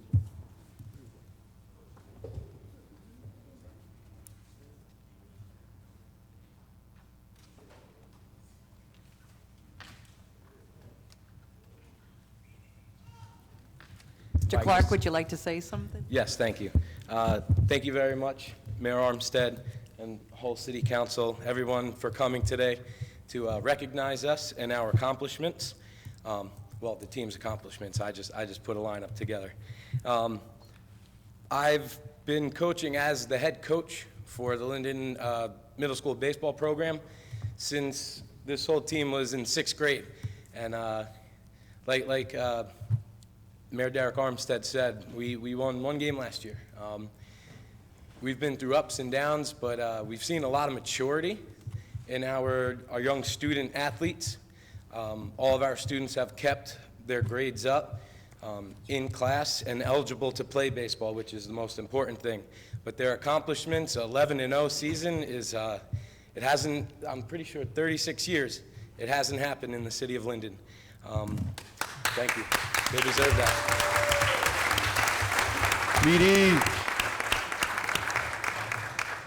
All of our student athletes have come together from both middle schools to make one unified team. And we also had our orange team was comprised of 6th graders and 7th graders. And they served as a huge mentor for our young students coming up. again, 11-0. We took on teams like Cranford. We took on teams, both Westfield teams, Union. A few games, we were right up to the last out, and we pulled through, came together, and we put up enough runs to win the game. We kept our heads high, and I hope to have many more seasons of such. You know, this one was very, very special. Can't promise anything next year or years to come for a perfect season, but their perfect season really should be commended today. Let's give them one more round of applause. Thank you very much. Do we have our photographer here, take a picture of everybody? Can you get them all? Are we all in here?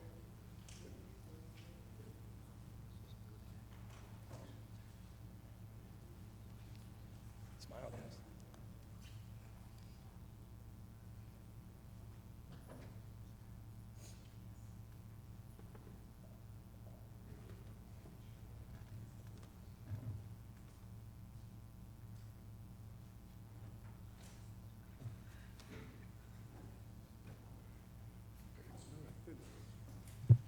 And again, thank you for allowing us the time to come here.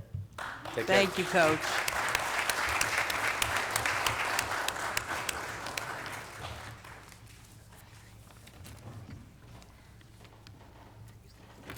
Council Pro. Real quick.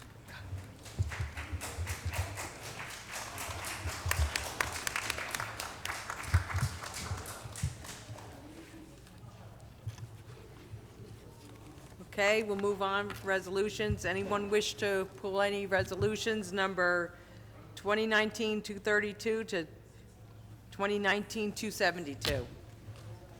Mr. Haller? 244? Okay. Mr. Herberg?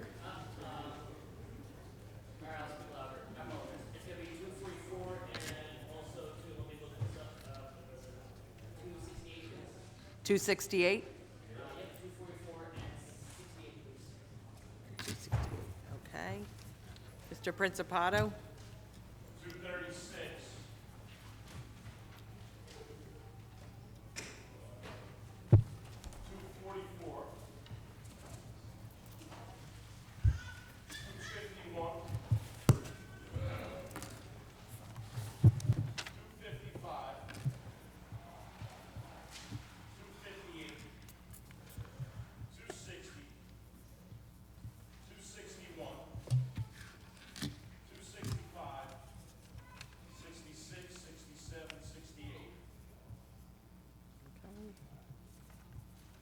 Okay. Mrs. Malik?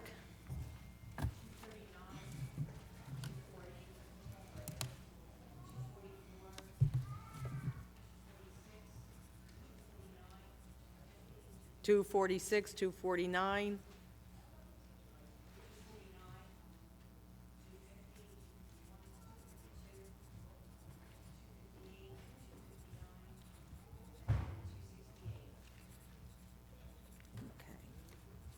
Anyone else? Council President. 244 and 268. Okay. Anyone else? 244. Okay. Council President. I have 244, 260, 268. We'll have you, when we go after a motion, we can go for discussion, okay? Okay.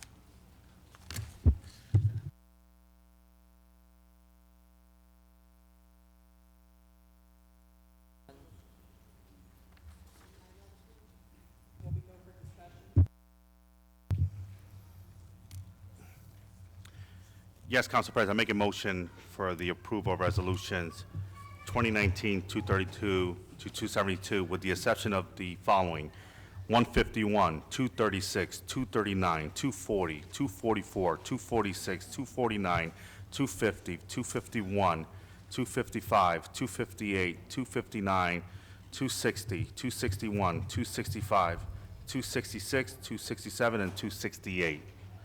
And I request a second. Second. Mrs. Ormond?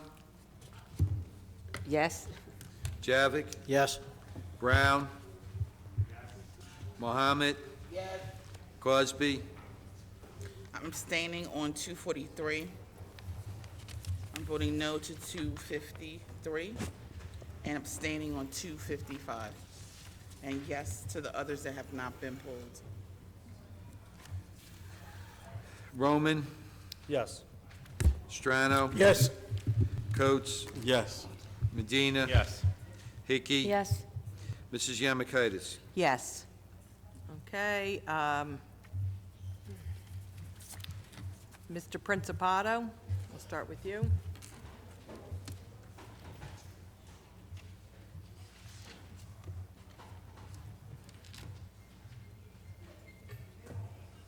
Please turn off all cell phones. Please state your name and address. John Principato, 1706 Westover Road, 236. Start with all your 236 through 268. Sorry? 236 through through Okay, 268. Aviation Council, what exactly does that mean? You want me to keep going? Keep going.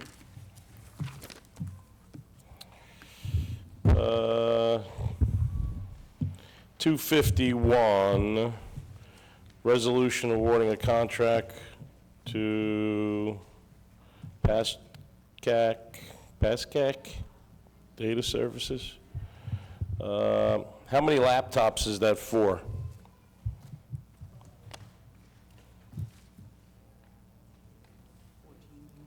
Keep going. We're not answering from the dais.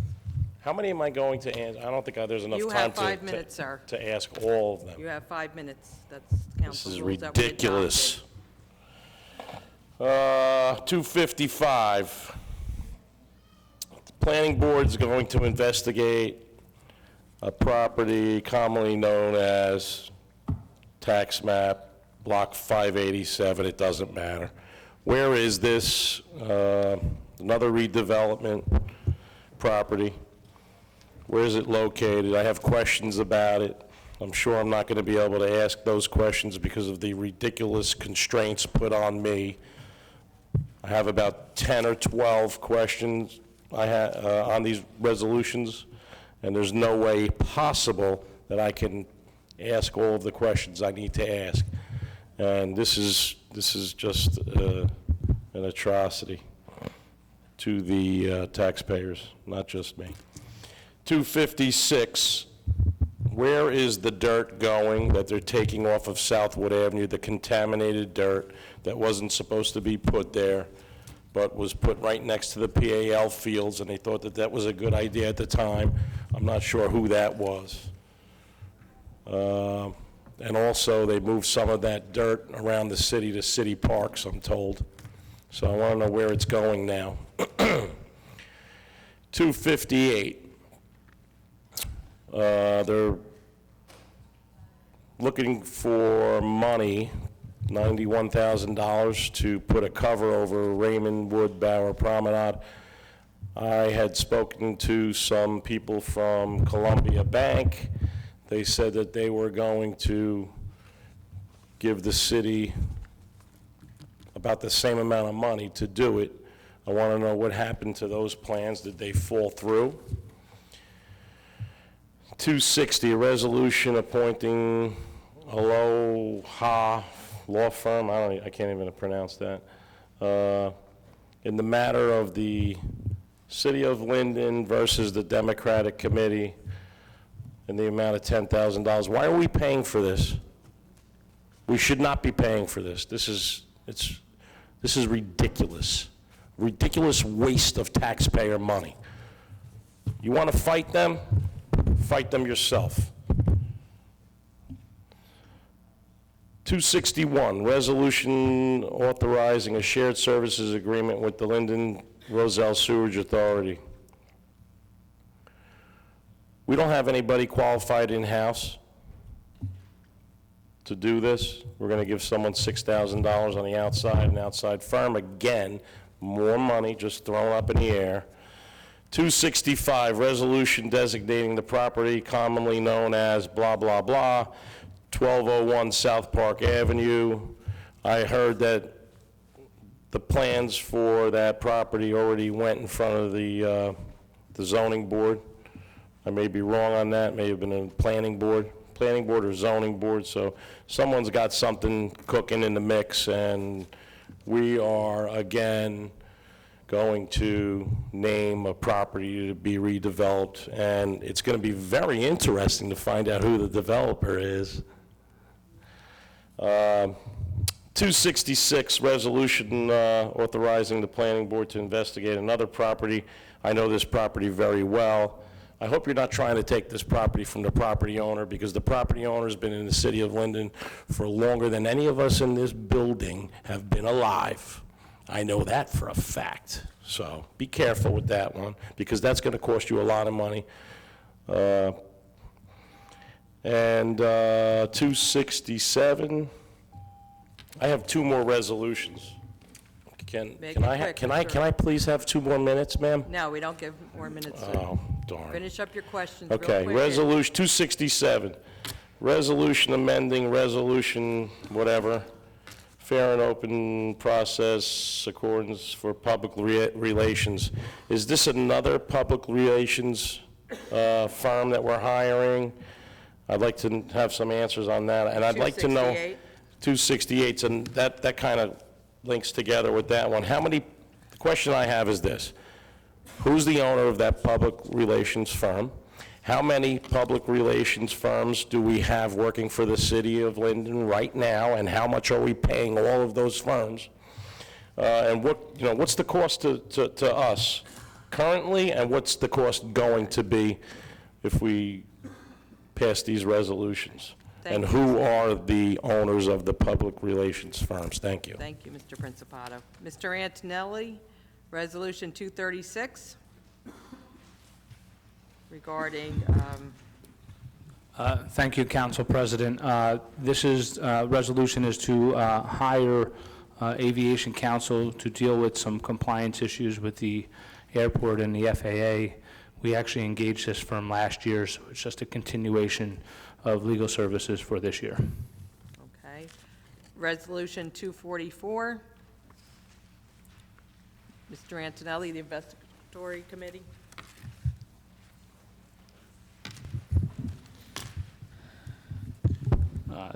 This resolution is drafted pursuant to New Jersey Statute 40:48-25, which allows this governing body to form a municipal investigatory committee to investigate any activity of the committee. I would also indicate that your own city ordinance gives the council the right to investigate any activity of the city. This particular resolution, if passed, would investigate Councilman Roman's access of the DPW yard, where he took pictures of certain campaign signs that were removed from the public right-of-way and/or city-owned property. Okay, Resolution 251. Let's see. Pass act data, Mrs. Zach. This is for 12 laptops. Resolution 255, Mr. Antonelli. I believe the question on this was, Where is it? what's the property address, and I'll have Mr. Pauls answer that. Okay, Mr. Paul. But real quickly, this is just another referral to determine whether or not the property is an area in need of redevelopment. Yes, and good evening, Council President, council members.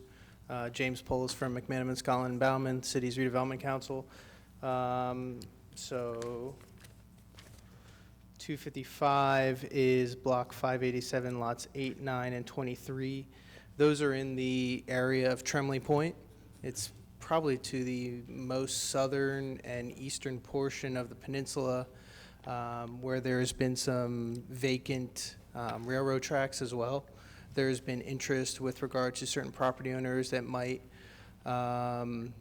want to bolster the development that's going down there in addition to the 4.1 million square feet of warehousing in order to maybe install a short line rail track down there in order to increase productivity of the entire area. I guess there's some current Conrail track that may be vacant and or underutilized at this time. But that's way down the road. As Mr. Antonelli said, this would just be to study these parcels to see whether they meet the criteria under the redevelopment law to be considered an area in need of redevelopment. Thank you, Mr. Paul. Okay, Resolution 258 regarding the shade system at Ravenwood Bower Promenade. Mr. Dan?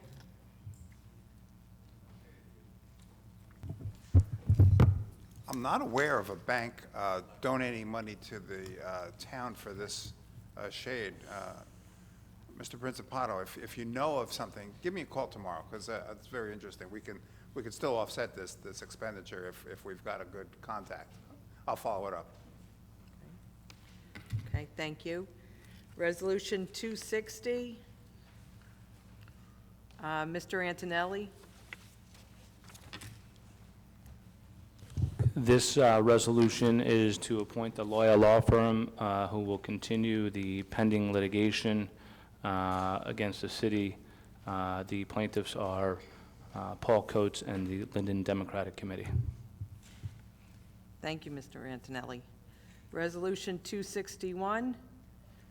This is regarding the Linden Rozelle Sewerage Authority. Mr. Pantina?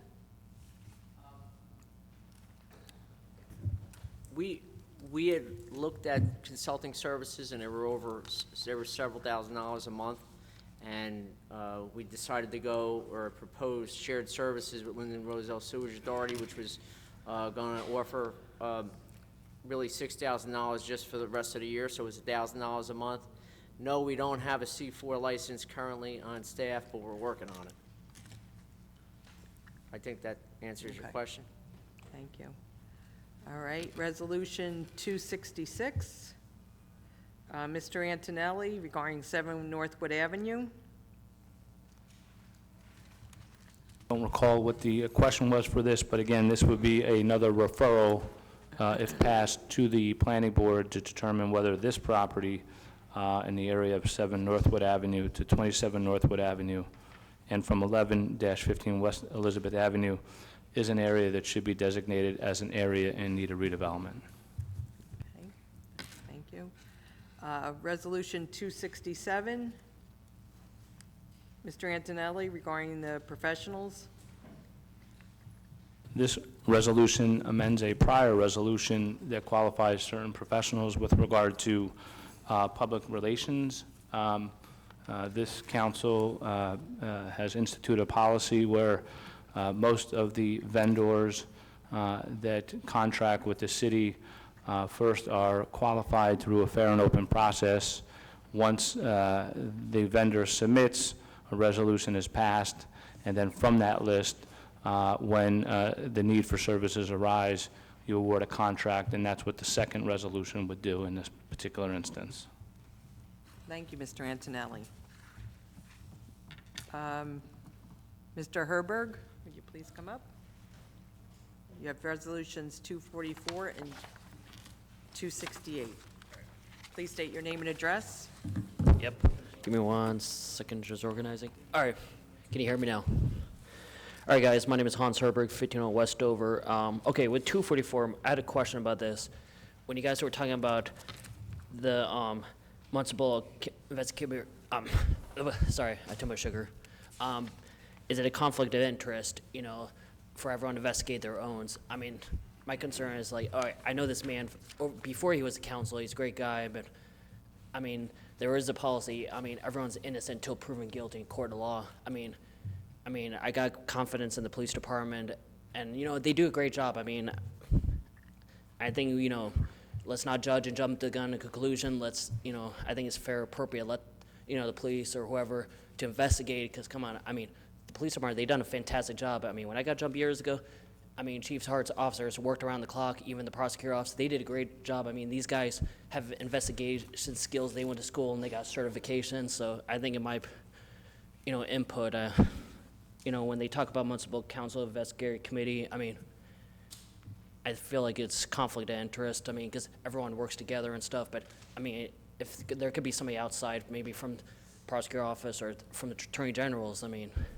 I'm not picking sides or anything, but I'd rather know facts. So, I mean, let's not jump to conclusions. I mean, I don't think that's fair for a lot of residents. So, I mean, I've seen this man. He'd done a lot for the residents. Even, you know, he's a family man. He's fighting for his family. I mean, that's all that matters. I mean, I treat everyone with respect, though, but I think with 244, I think it's not appropriate, but in a recommendation, I mean, let the police department do their investigation first before, you know, jumping to conclusions. I mean, we can't jump to conclusions. I mean, it's better to know the facts. Also, too, when I was looking at 268, when they're talking about public relations, under my impression, I think it was owned by this guy, I think it's Mr. Devine, if I'm not mistaken. I mean, I'm not very happy with, I mean, over the years, I've seen his social media trends, you know, that surfaced a couple years ago, and I gotta say, I wasn't very happy with the way he tweeted. I mean, a couple years ago, I'm gonna show you this tweet, though. All right, I'm gonna give credit to this guy. It's not from me, it's directly from his post. A couple years ago, he posted, "We are in war with selfish, foolish, and narcissistic rich people. Why is it a shock when things turn violent?" And he put hashtag hunt Republicans and hunt Republican congressmen. And even he said, "I'm sorry if hurt your feelings," but I don't know, I think that's really disgusting. I mean, I think this kind of behavior should be denounced, and it's not very professional. I mean, my concern is, I mean, if this guy said it to a Democrat, I'm sure everybody would go nuts and go crazy and demand resignations and all that. I mean, flip out, I'm sorry, but I mean, this kind of behavior is not very appropriate, and if you select this guy, I'm sure there's gonna be a lot of pressure going on. I mean, I'm just looking out for you guys for your best interest. I mean, also too, he also made a comment when the post came out 101.5, and he even refused to apologize for his inflammatory remarks, and he said, "Oh, I don't care." He said, you want me to be political correct? I don't have time for that anymore. I'm sorry, but this man refused to apologize, and you know, I find his comments very disrespectful, inappropriate, and I don't think that comments like that should be acceptable. I mean, I'm sure if somebody on the council or whoever is employee or police officer, I'm sure if somebody said that, then a lot of people would harass them, threaten jobs, and all that. I mean, I'm sorry, but everyone should be held to their standards appropriately. I mean, plus 8,500, come on, I mean, I've done public relations and articles and stuff, but if you guys hired me for once, I mean, hey, pay per commission per post. I mean, save you guys a bunch of bucks. I mean, that's all I gotta say, but I know about this one, 268, I think it's better find someone who's doesn't have a bad history. And also too, I've heard from rumors he did shoplift years ago. I mean, if I was a business owner and I found out this guy works with the city or something, I would flip out saying, "Hey, why is this guy working with the city if he were on my business?" I mean, I'm just looking out for you guys. I mean, I really hope before you guys make any consideration, maybe you guys can look into it or question the person about why the comments years ago happened, but it's not appropriate. That's all I gotta say. Thanks, guys. Thank you, Mr. Herberg. Mr. Antonelli, again, 244. Mr. Herberg's questions on? I mean, I'll just quickly comment, there is no conflict of interest for council members to form a municipal investigatory committee. If everybody recalls, back during Hurricane Sandy, generators were being used by certain elected officials and employees, not in the city of Linden, but in other towns, where investigation committees were formed to determine whether or not that was appropriate. So there is no conflict of interest for a sitting member of council to serve on this committee, and it's permitted by statute, and that's where the authorization comes from. Thank you. And Resolution 268, Mr. Armstead? Or in the media?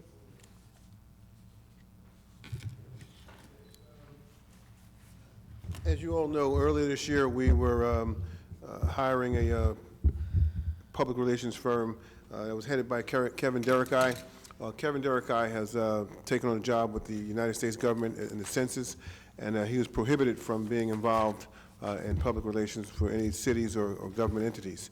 So we basically have gone without a public relations person since February, and as you know, we do produce a newspaper here, a town paper, 2 of them a year annually, and we do require people to help us with our press releases. And we've been without that, and that is something that my office desperately needs to communicate effectively to the public. So, Thank you, Mayor. Okay, Mr. Halloran, Resolution 244. Please state your name and address. Craig Heller, 120 Donaldson Place. First of all, I would like to thank the council president and the council members and anybody else here for the time to listen to me on this, and I thank Mr. Antonelli for his comments on this resolution. But my question is this: we have our fine police department looking into this, plus I believe the Union County prosecutors and stuff like that, and even though state law does allow this governing body to do it, I think this governing body has a lot better things to do than investigate something when other people are doing this. To me, this is an absurd waste of our tax dollars, not just mine, everybody here. Why are we paying 3 times to have a job done? It's like this governing body doesn't trust the other investigators doing their job. So that is my comments. Thank you very much for your time. Thank you, Mr. Halloran. Okay, Mr. Kaminsky, Resolution 244. Good evening, Ed Kaminsky, Maple Avenue. So my comments echo a little bit what Mr. Halloran said. At the end of the day, this is the first step. Then comes the money, like with the last investigative committee. Ultimately, the last investigative committee and their purpose, it's amounted to 0, nada, nothing. So this is a big waste of time. Unfortunately, and I was worried about this, and I stated as such when the last one was launched, that there's a slippery slope here that it's just going to be used to punish people and go after people, you know, that maybe they don't agree with, or folks don't agree with. If there was a crime done, as Mr. Halloran said, and as I said last time, let the people that have the skills, that know what they're doing, let them do it. I don't doubt the validity or the conflict beyond maybe political differences, but let's just stop already. Stop. There's too much going on here. You look at the downtown area. I just walked, again, today. It's absolutely filthy. Train station was absolutely filthy, and we're wasting time, money, and resources on this, and it's disgusting. I'm sorry. Thank you, Mr. Kaminsky.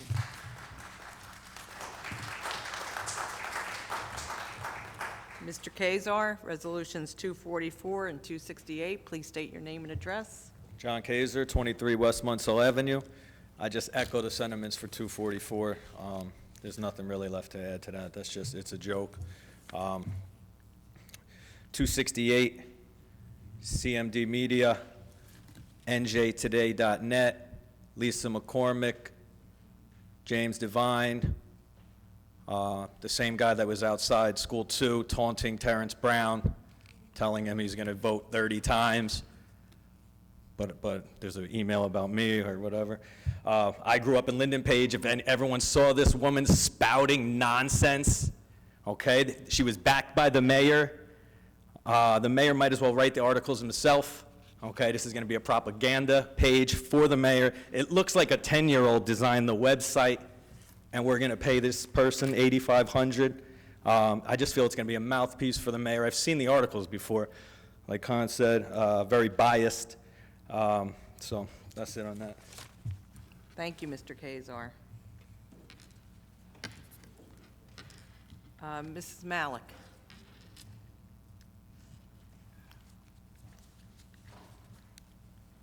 Okay, we'll start with Resolution 239. Okay. And I'll say all my questions first. Yes, thank you. Please state your name and address. Virginia Malik, Lenape Road. I'm going to lump 239 and 240 together. You know, what is this hardware for? So I'd like to have a little bit more explanation for each 39 and 40, because this is to a tune of quite a lot of money. So that's that one. And moving right along. 244? 244, everything's been said. I don't see a reason for this. The question I have is, this person is, I call him a city employee. Was this a restricted area that that person went into, and there was permission really needed to go into that area? So that's that question. For 246, what is the reason for this? You know, I want some reasoning for this. 249, once again, I'd like to have that explained. On 250, I remember, and I think Mrs. Ormond had said something about computers maybe a year or two ago. So we're getting 12 laptops. So this is supposed to be for council use only and no personal use. So are there going to be any checks and balances for making sure that there's no personal use of these computers? Because there could be some sensitive information on there. Why for 251? And I think I had 252 also, was I correct? To Yes. challenge that. And what is this? Moving right along, 258, I'd like to have an explanation of this. 259, why is this needed? And who in the city will this person be working for? And going back to 258, so it's about funding. Oh, so 258's already been explained. On 259, don't we have someone that is writing grants, some sort of a grant writer, so why do we really need this individual? And 268, I think the questions that have been raised here are very, very appropriate, so I'll say no more on that. I think I covered everything. Okay, thank you, Mrs. Malik. Okay, Resolution 239, Mrs. Zach? 239 and 240 are actually for public safety for the police department. They're for upgrading their end-of-life hardware, which are their various servers and related equipment. Chief, I don't know if you wanted to add anything else to that? Yes, 239 is actually more specific. We instituted a citywide camera program on municipal buildings throughout the city. It's a connection for the outside cameras to come into headquarters. That's on 239. Yes, and the 240, as Ms. Zach said, all of our servers need to be updated, including our main computers, hard drives, and the tape retention system are all end of life. I know it's a lot of money, but it's really the hardware for our police, fire, and OEM computer system. Thank you. Okay, Resolution 244. Mr. Antonelli, regarding the Public Works Yard. Is it a restrict?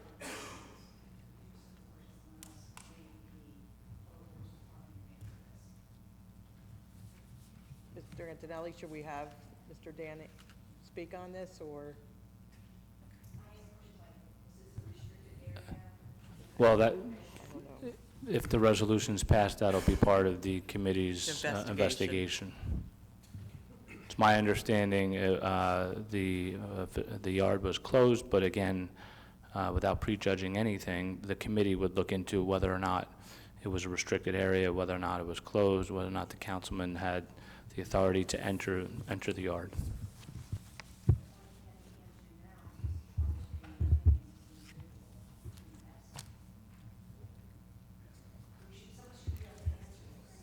I'm willing to answer it, Council President. Not right this moment.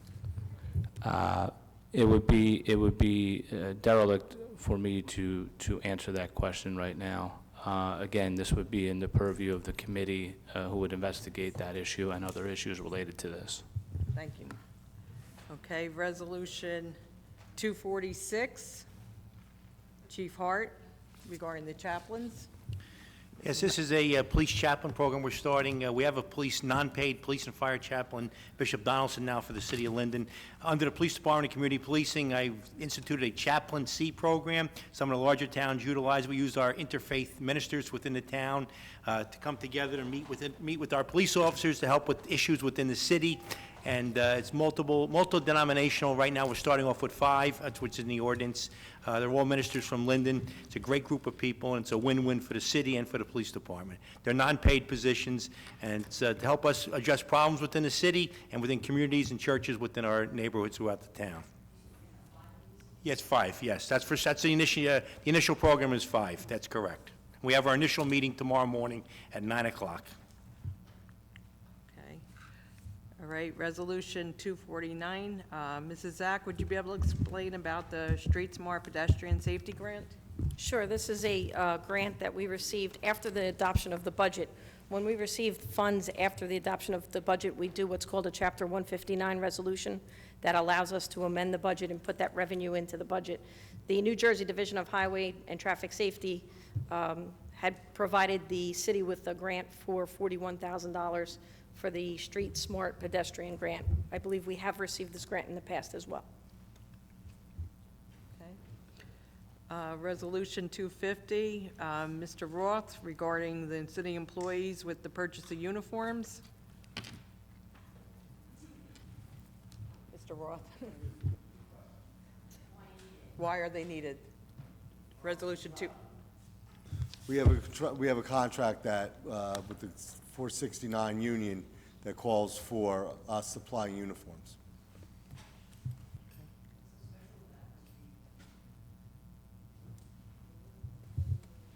All unions are special.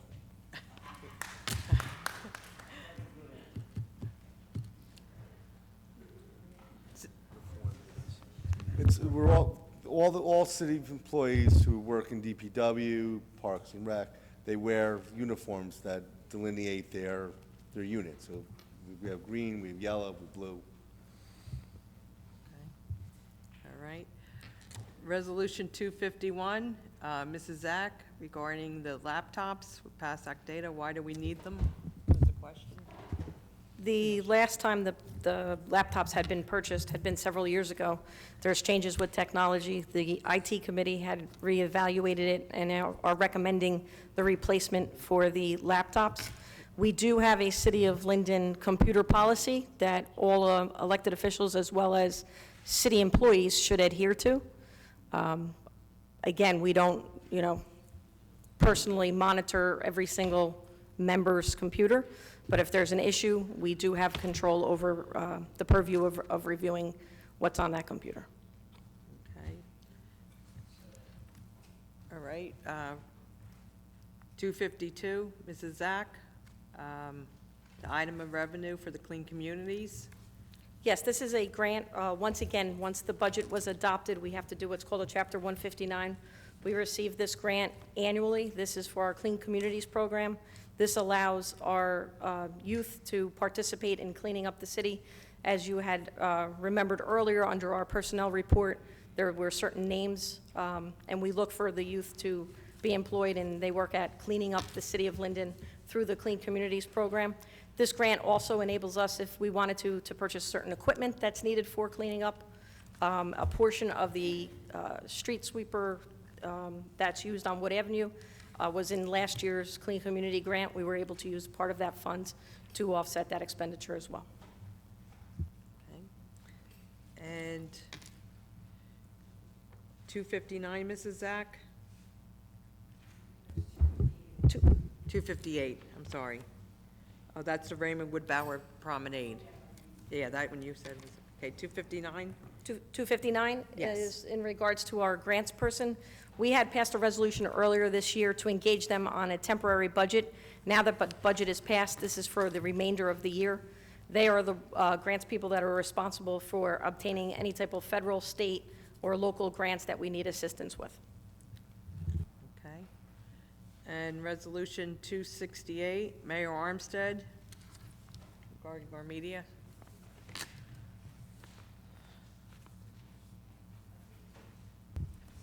Yes, so who's? Okay. I think I You're answered that good with question earlier. Okay, she said she's good with that. Thank you. Thank you, Mrs. Malik.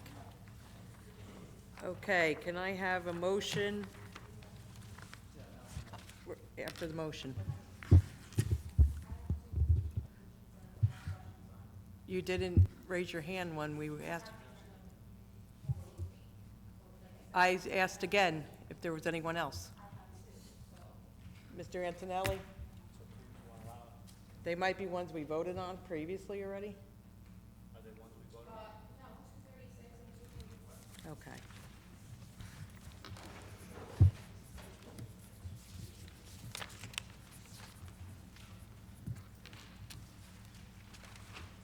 Please state your name and address. Kelly Vlasic, 30 West Curtis Street. Okay, number 236, the resolution appointing the council for aviation for $10,000. I guess I'll just ask everything first and then you can answer. But the city, it's my understanding that the city owns the airport, so I assume that the person in the airport right now is a tenant. And if that is the case, would it not be the tenant's responsibility to, if there was any legal actions or anything going on, to have their own attorney for that, or to make sure that they were following codes for the business that they were running there?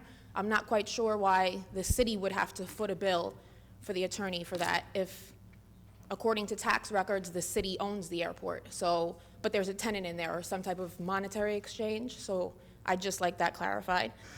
And 244, the Investigation Committee. My question is, when this came up, I don't know, a couple months back about somebody else, we were told who this investigation committee would contain. So I'd just like to know how many members this committee is going to have and what are they versed in? Because if this person is being accused of breaking some sort of laws, do these people have any law experience? And that's all. Thank you.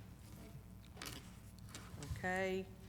Resolution 236, Mr. Antonelli, regarding the Aviation Council. Sure.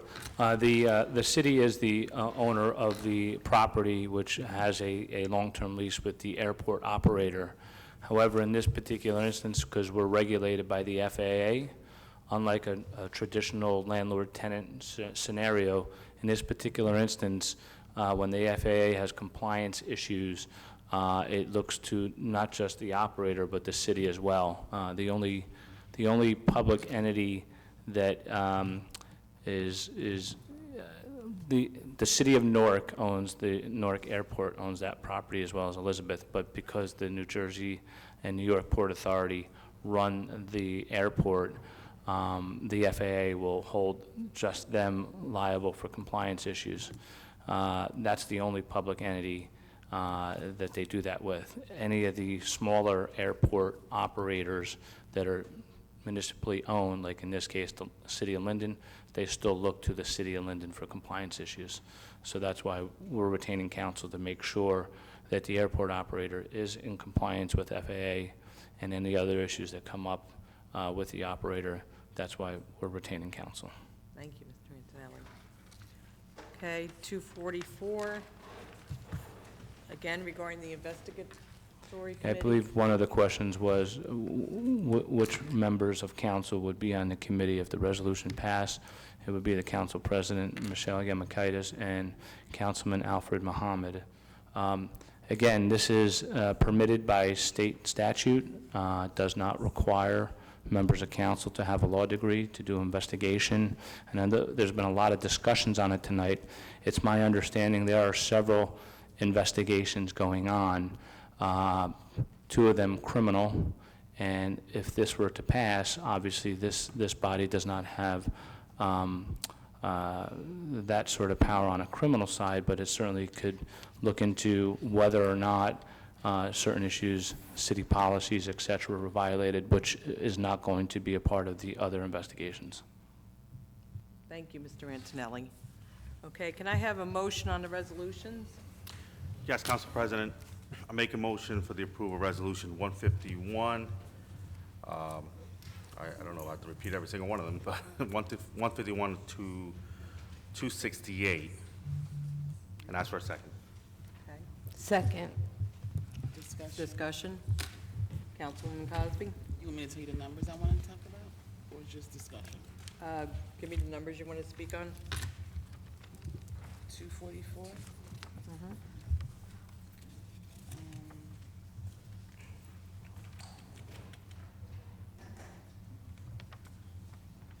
I lost my spot, I'm sorry. And 268. 268. I'm sorry. Okay. Anything else? Anyone else on the dais? Councilwoman Hickey? Sorry. 244, 260, and 268. Okay. Any, Councilman Roman? 244, 251, 244, 251, 260, and 268. 268. Anyone else on dais? 244? Okay. Okay, council, anyone else? Okay, Councilwoman Cosby? Oh, 246, did we vote on 246 already? No, we Yep. didn't. That was Mrs. Malik's, 246, we didn't vote Let on me that. just, no, we didn't vote on 246. 246. Okay, 246. Okay, 244, Councilwoman? Oh, 244. Yep. So, the investigative committee we started the whole thing with, I think it was 2 or 3 months ago. They have not had one meeting, so there was really no investigation. I offered to get on this committee only if I was gonna be the chair, and so I'm not on the committee because I'm not gonna be the chair. And I just felt like as an impartial, kind of objective person, it would be fair, because I'm sitting in the middle of the two committee members.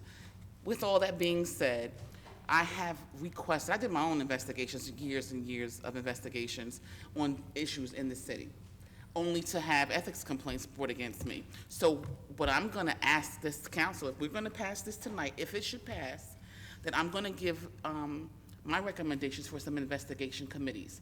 Stealing time, stealing equipment, falsifying documents. You know, if the man went into a facility that he was given access to, it is what it is, whether you like it or not. So what are we investigating? And that was my question last night. So my comment on this is, if this passes and there's an investigation committee, I'm gonna insist that there's an investigation committee on issues of personnel, issues of, you know, dereliction of duties by management folks, and hopefully that it will pass as well. Because this has been a lot of ongoing issues, and if we're investigating stuff like this, then we should really be investigating stuff that costs the taxpayers a lot of money. So those are my comments on that one. Seriously. So as you know. Okay, 246? 246. With all due respect, Chief, and to the members that you're appointing to the Chaplain Commission, I just want to make mention that twice I recommended a public safety commission, which included the fire department, and twice it was voted down. And not for nothing, these are people from the general community, one from every ward, just because people who aren't religious have issues too. And if I'm not in a church in the city, or a synagogue, or a mosque, then how are my concerns gonna be heard? So what I'm saying is, this is great, but let's also circle back to the Public Safety Commission, which includes the fire department, where then the members of the general public can share their concerns with the fire department and the police department. The former chief was all in favor of this, the former police chief, and I'm not sure about your agreement, fire chief, but I think they were gonna look and see what the fire department could contribute to a commission such as this. I'm just putting it out there. We're trying to reinvent the wheel and stuff, you know, other folks need to be included in conversations throughout the city. And what's my last one? 268. 268? 268, so that we are all clear, and I want everybody to know, 268 is simply public relations for the office of the mayor. And I believe as a sitting council member that it's not fair to the rest of us, okay? We do our own, I do my own flyers because no offense, Josh, I think I see you. The guy who is doing the flyers, right? We have to communicate the information to him. He has to send it to us. That's time. Time is money. I have no desire to spend taxpayers' money on a flyer, to create a flyer, okay? So if we're doing a newspaper, I think it should connect every single ward to the city, not just to the office of the mayor. And to speak about this, it's like, people, you get the information and it's all biased. Everything is all one-sided. You know, there's good stuff happening in down Linden, in the west side, east side of Linden, but all we hear about are things coming from the third floor of City Hall. And I don't even hear about it until it's on Facebook or somebody calls me and says, what is this? And so my ask again is, whatever's communicated from that office should be disseminated through official city email to everybody on the body. Like the library thing. Dawn's like, you're coming? I'm like, I'm not, because I didn't know about it. I'm not sitting here and not knowing about city activities and city events. So those are my comments. Thank you, Councilwoman. Councilwoman Hickey, Resolution 244. Thank you. 244. As far as this investigation committee goes, I spoke last night and I told them to leave it in the authorities' hands.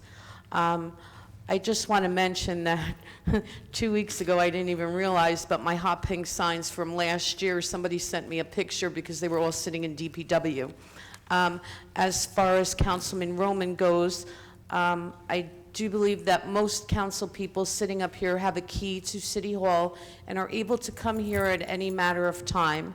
I do believe that Councilman Roman had the best interest because things aren't always done very honestly, and it's very sneaky around here. And I have to defend him. Many of the people that have been on investigation committees on the past two, I wish we had the votes up here to have them all investigated themselves, and we were able to form our own committees, because certainly it's really getting frustrating.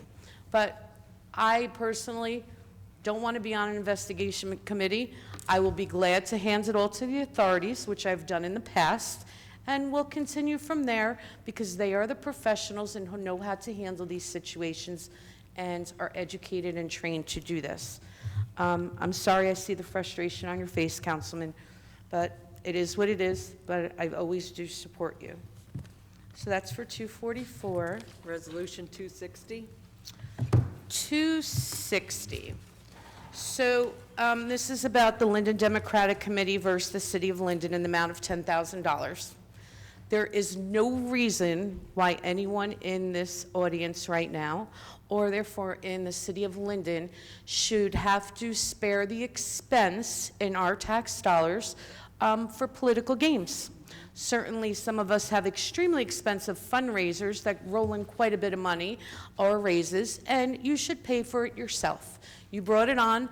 Taxpayers should not be responsible for it. The only not even a responsibility that the taxpayer has is if they'd like to vote. You vote A, you vote B, you vote C or D. Either way, you can always call me, and I'm happy to help you with whatever you need. But I don't want to pay for these political games myself. Okay, My husband, okay. Resolution 268. So 268, I just like everybody to be a little more well-informed about CMD media. This first, before I start this, so you know where I'm going with this, my family members and other residents that I know have signed their children up for summer camp. As soon as it was approved, and they got the confirmative email from the City of Linden, they started getting lots of emails from column C or this. So then, in addition, Mr. James Devine, who happens to own CMD Media and happened to be the mayor's campaign manager for the last election, his wife was running as county clerk, Surrogate, as the surrogate. What's her name again? Lisa McCormick. Mrs. McCormick. And then all of a sudden, my family member is getting all emails from McCormick for campaign things. So I find it extremely unfortunate that all of our personal information that we enter into the city database, whether it be for a fun day at a park or for a backpack or for summer camp, is leaked out to these political fields. So CMD Media, Mr. James Devine, and please Google him. You probably would be as upset with him being hired in the city as I would. Certainly, I believe the mayor deserves to have his PR person. It usually doesn't represent us. However, you don't need to pick such a dirty man like this. There are plenty of other PR persons that will respect our city in a classy, fashionable, fair manner. Politics is disgusting up here. Thank you, Councilwoman. Thank you. Councilman Mohammed, 244. Yes, thank you, Council President. Thank you, fellow citizens. I want to respond to those who might expect a witch hunt. Councilman Roman these are allegations against him, and I will come with an open mind to determine the facts, not my feelings, but facts. And I have nothing against Councilman Roman. In fact, I love Councilman Roman. I think he's an eager young man, perhaps make a great lawyer one day.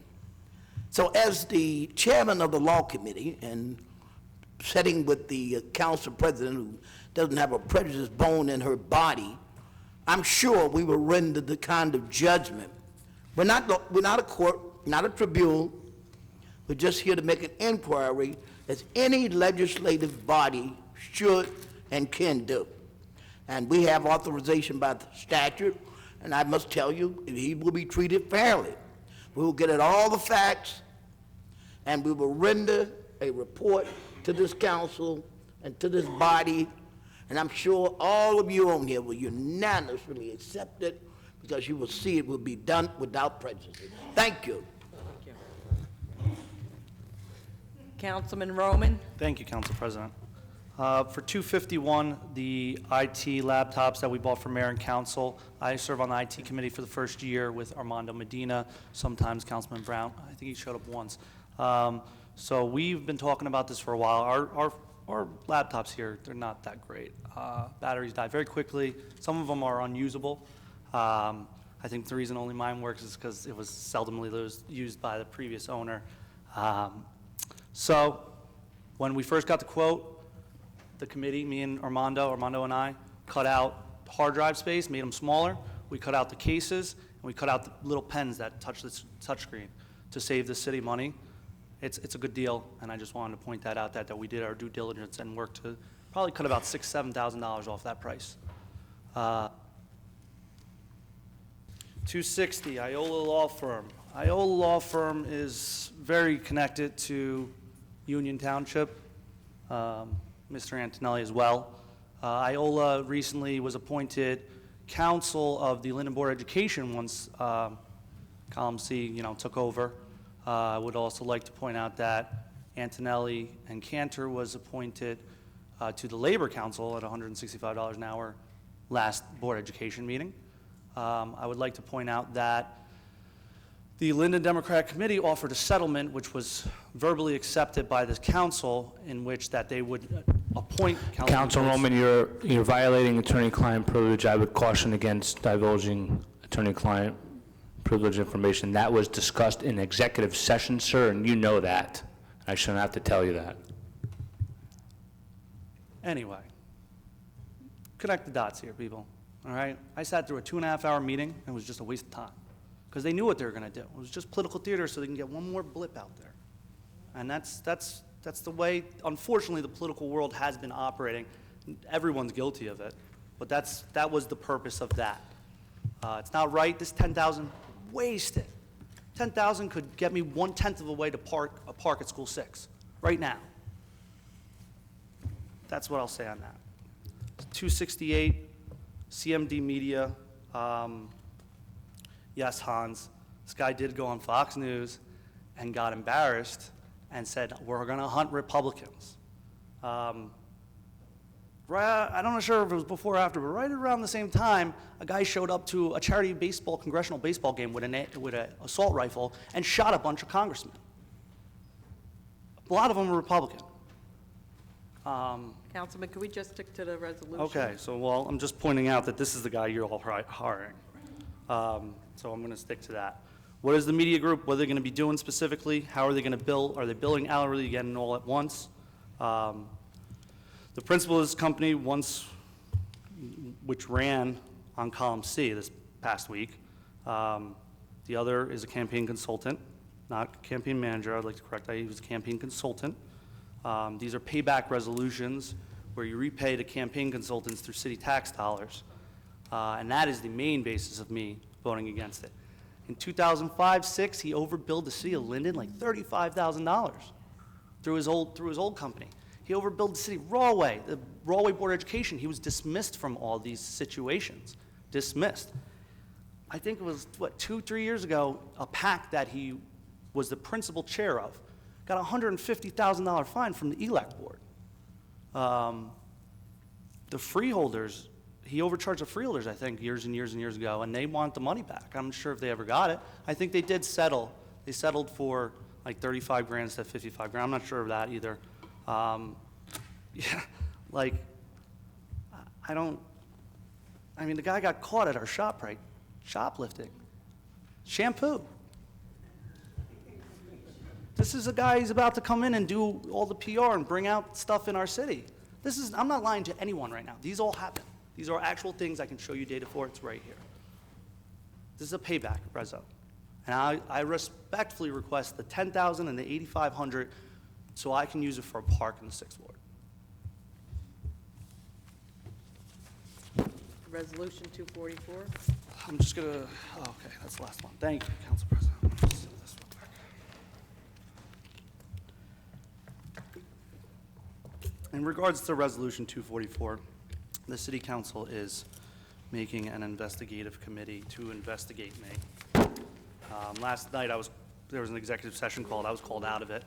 I don't know how the city attorney is representing me in so many cases and represents me, but then asked me to leave the room so he can investigate. I don't even know. But I'm not a lawyer. It's things we can investigate. So I want to say first and foremost, and this is the most important thing here, in investigating these actions, when it was brought to my attention, I was not in any way, shape, or form trying to say another employee did anything wrong. Our police and DPW work hard. They should always be commended. And the misuse of you and your labor is not right. It's not fair. It's not fair that you're put in that situation where you have to take an order and go and do an order because it's your job, because you fear for your job. But you know it's not right to do. That is most important. On Wednesday before the election, I was made aware that DPW workers in DPW trucks were going around taking signs off of lawns that had Terrence Brown's name on it. This is a gross misuse of city resources, and it may be even criminal. Again, I'm not a lawyer. After seeing an employee, he admitted that he did not want to get in trouble, but he was given the order to pick up the signs.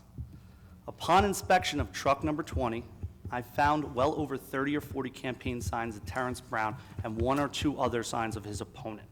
After speaking with the higher-up at DPW, they said another higher-up gave the order. After speaking to that higher-up said the complaint came from the mayor's office. This is documented.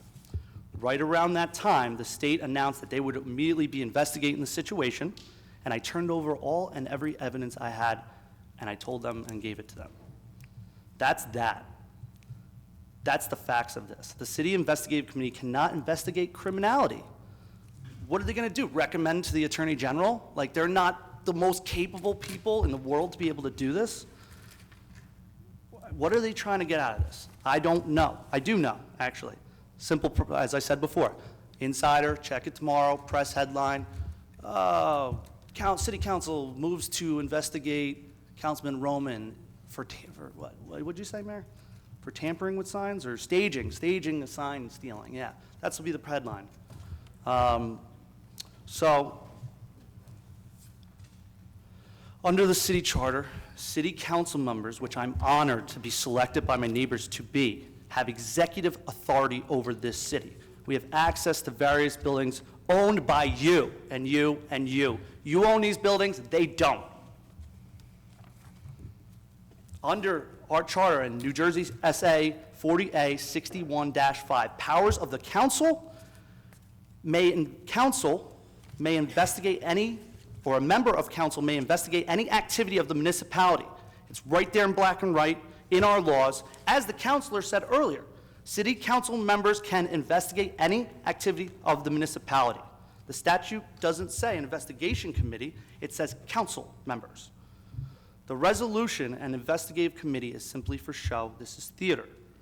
Not sure what they want to investigate other than to intimidate me or intimidate other city officials or intimidate workers that blow the whistle when something illegal happens. The police chief is an honorable man, and last night he said to us in open session that the matter is being investigated not by the Linden Police Department but by a higher authority. I know this to be the Attorney General's office because they've already asked me. Why is the Linden City Council and 2 members of the Linden City Council going to investigate something the state government, who is the most capable entity to do so, is in the process of doing anyway? Now, I want to say this. Councilman, please wrap this up. I'm going to finish my piece. If you guys are going to do this, at least I got 3 more paragraphs. Allow me to defend myself to the public. I am a whistleblower. I blew a whistle when the largest donor that these candidates have knocked down buildings without first taking the asbestos out properly. I blew a whistle when the people of the 7th Ward started to report that their signs were being taken off of lawns. Now, I would like to say, again, I do not blame any of the employees for the orders that they were given. And I'm happy to hear that the proper authorities are investigating where the order came from and if that order was to pick up signs off of public property or specifically public and private property, because that seems to be the case here. So the mayor, the night before the election, released an edited version of these events to his Facebook page, calling for my resignation. It's crazy that I wasn't even up for re-election for council, and I was being attacked just as I'm being attacked now. This was an edited version of the event and does not show me walking onto the scene with my hands behind my back, actually waving at the camera. I did not walk on that scene with 40 lawn signs. They were in the back of a DPW truck that's owned by you. As I stated before, I had received reports from residents that their signs off of their property were missing. To try to say I did something wrong is just not true, and it's simply meant for the theater that this place has become. Now, I get campaign time is crazy, and it makes people do crazy things. Mayor, I'm not attacking you right now, but I'm pointing this out. If the mayor, if DPW is going to access our cameras and hand it to the mayor so the mayor can put it on his Facebook page for political vendettas, what other files in this city are up for use in public forums? House owners' files, homeowners, personnel files? I'm not surprised that there's actually a contract on paying off his campaign consultant this evening. I'm really not surprised. But I honestly worry what they're going to look through next and post on Facebook. It's also funny how the mayor released a statement calling me to resign because I was investigating a possible crime that was committed in the misuse of your tax dollars. But yet he's never said a word about his biggest donor and what they did to my neighbors when they knocked those buildings down with the asbestos still inside Councilman, of it. let's This stick city to has this never, resolution, this city has please. never spoken about it. None of them. And yet next month, they're going to get 400 more units approved. Councilman, One last thing, the statute maintains the meetings of these investigative committees have to be in public, and the last one we have never held a public meeting. So realistically, they didn't do anything. Thank you, Council President. Councilman Brown, Resolution 260. Yes, all right, so I just want to talk about this Resolution 260 with the City of Linden versus the City of Linden Democratic Committee. So with this, in regards to this, see, I've been involved in politics since I was 20, so 17 years now. With the Linden City Democratic Committee, I can give you guys a history of the chairman's prior, all the way back to 2005, 2006, when a former state senator used to be chairman of the party and the secession down there. So my point is that never have I heard of the City Democratic Committee suing the City of Linden. It wasn't the city suing the Democratic Committee, it was the committee suing the city over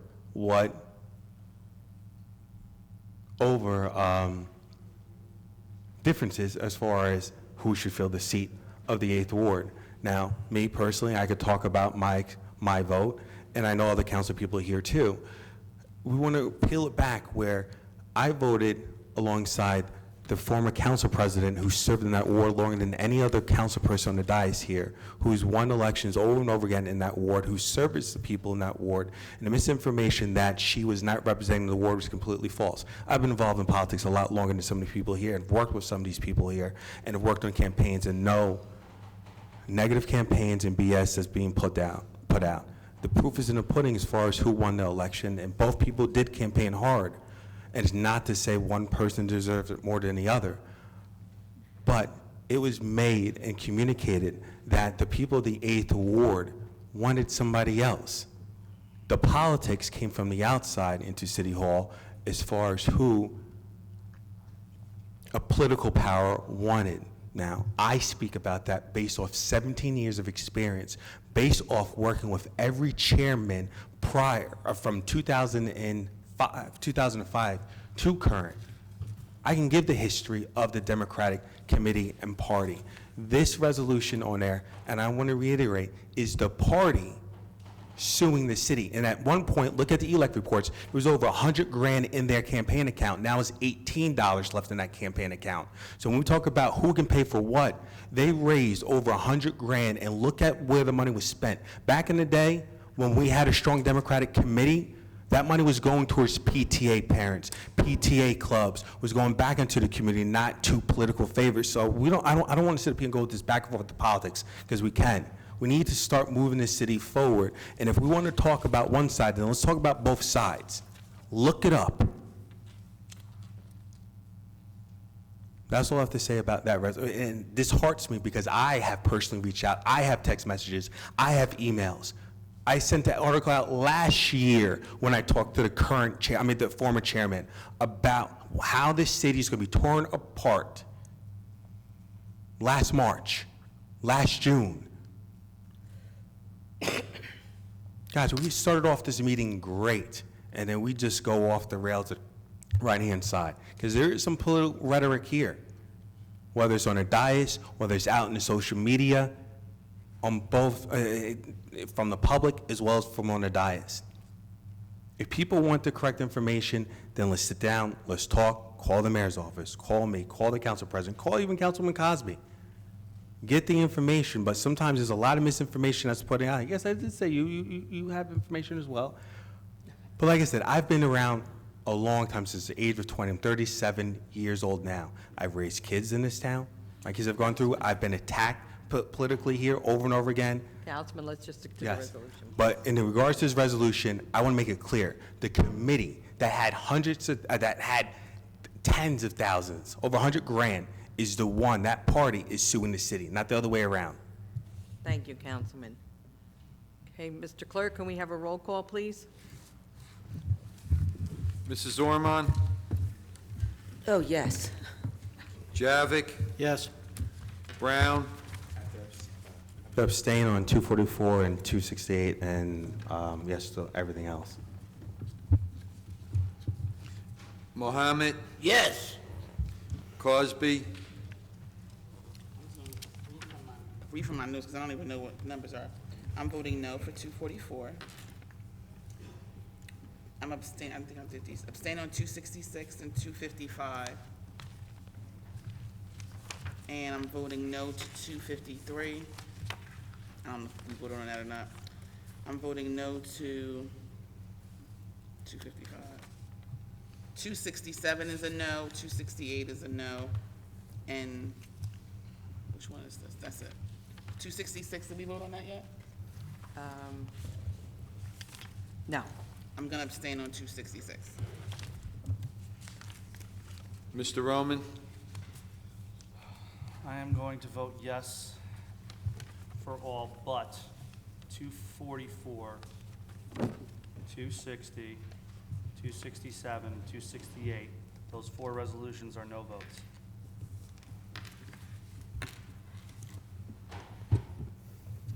Mr. Strano? Yes.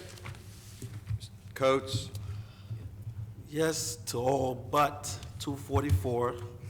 Abstain on 260. And from 265 to 269 is a no.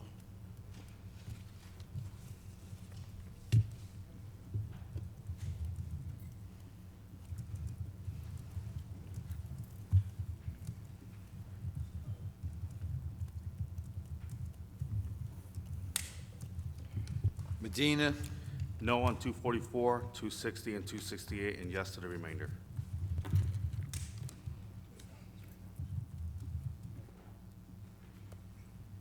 Hickey?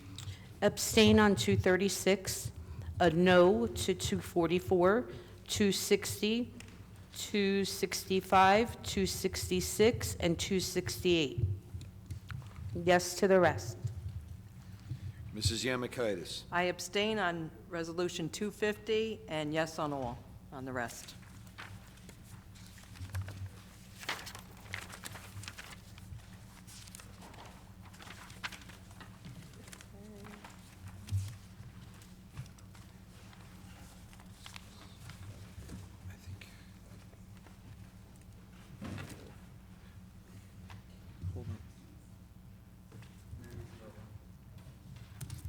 Mayor Armstead?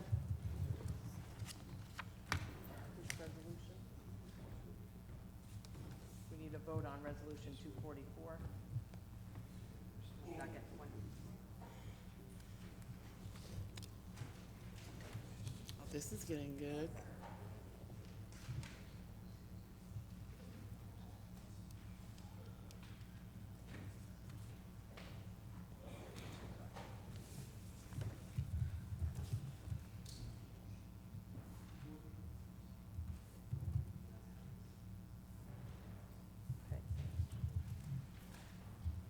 Council President, as to Resolution 244, after speaking with the clerk, it is 5 yes votes, 5 no votes, and 1 abstention. Therefore, it's a tie in this particular instance. Pursuant to city ordinance, the mayor would now be eligible to cast a vote and break that tie. Thank you, Counselor. First, I'd like to make a comment. If I'm going to be asked to vote on something, I'm certainly entitled to comment on it like the rest of the council members. This resolution is appointing a municipal council investigatory committee. Again, it's not the first time we've done this. And I do agree with certain comments that were made with regard to council members being allowed to investigate. This is certainly well within your right as a council person. It's your job here to run the city. It's your job to make sure that things are being done correctly. I do agree with that wholeheartedly. What I don't agree with is people entering a public place without authority.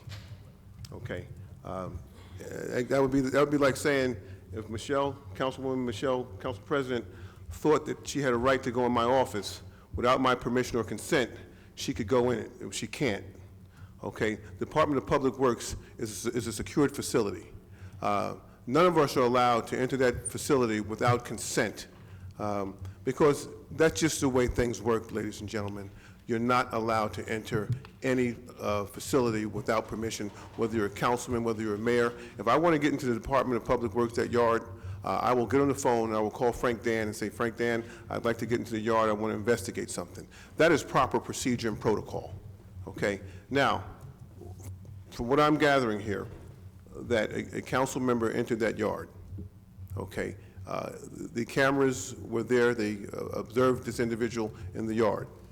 The cameras, there's also cameras on the gate, which clearly show that the gate was locked. Therefore, there's an indication that that yard was entered into illegally or without the permission of the superintendent or without the permission of the supervisors to enter that yard.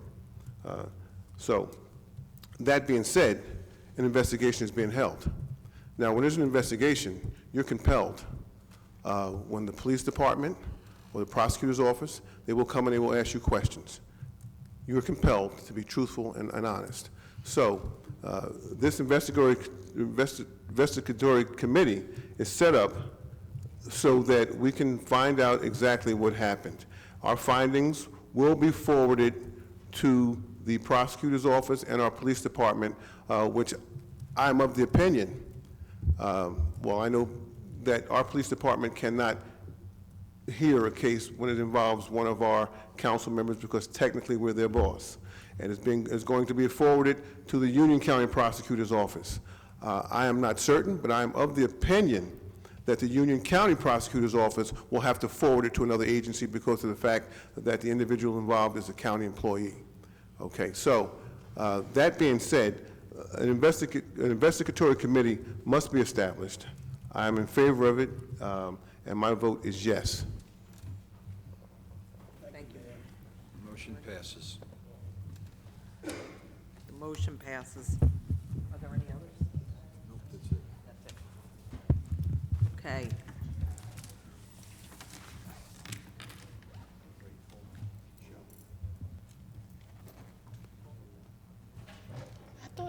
I thought an abstention turned into a positive. It goes with majority, but there's a tie, so. Hmm? There isn't a majority. 268 also. 268?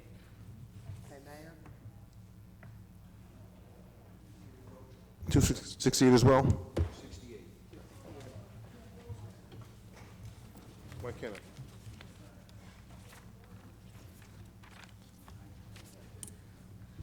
There's been an awful lot said this evening with regards to the Resolution 268, that is for CMD Media.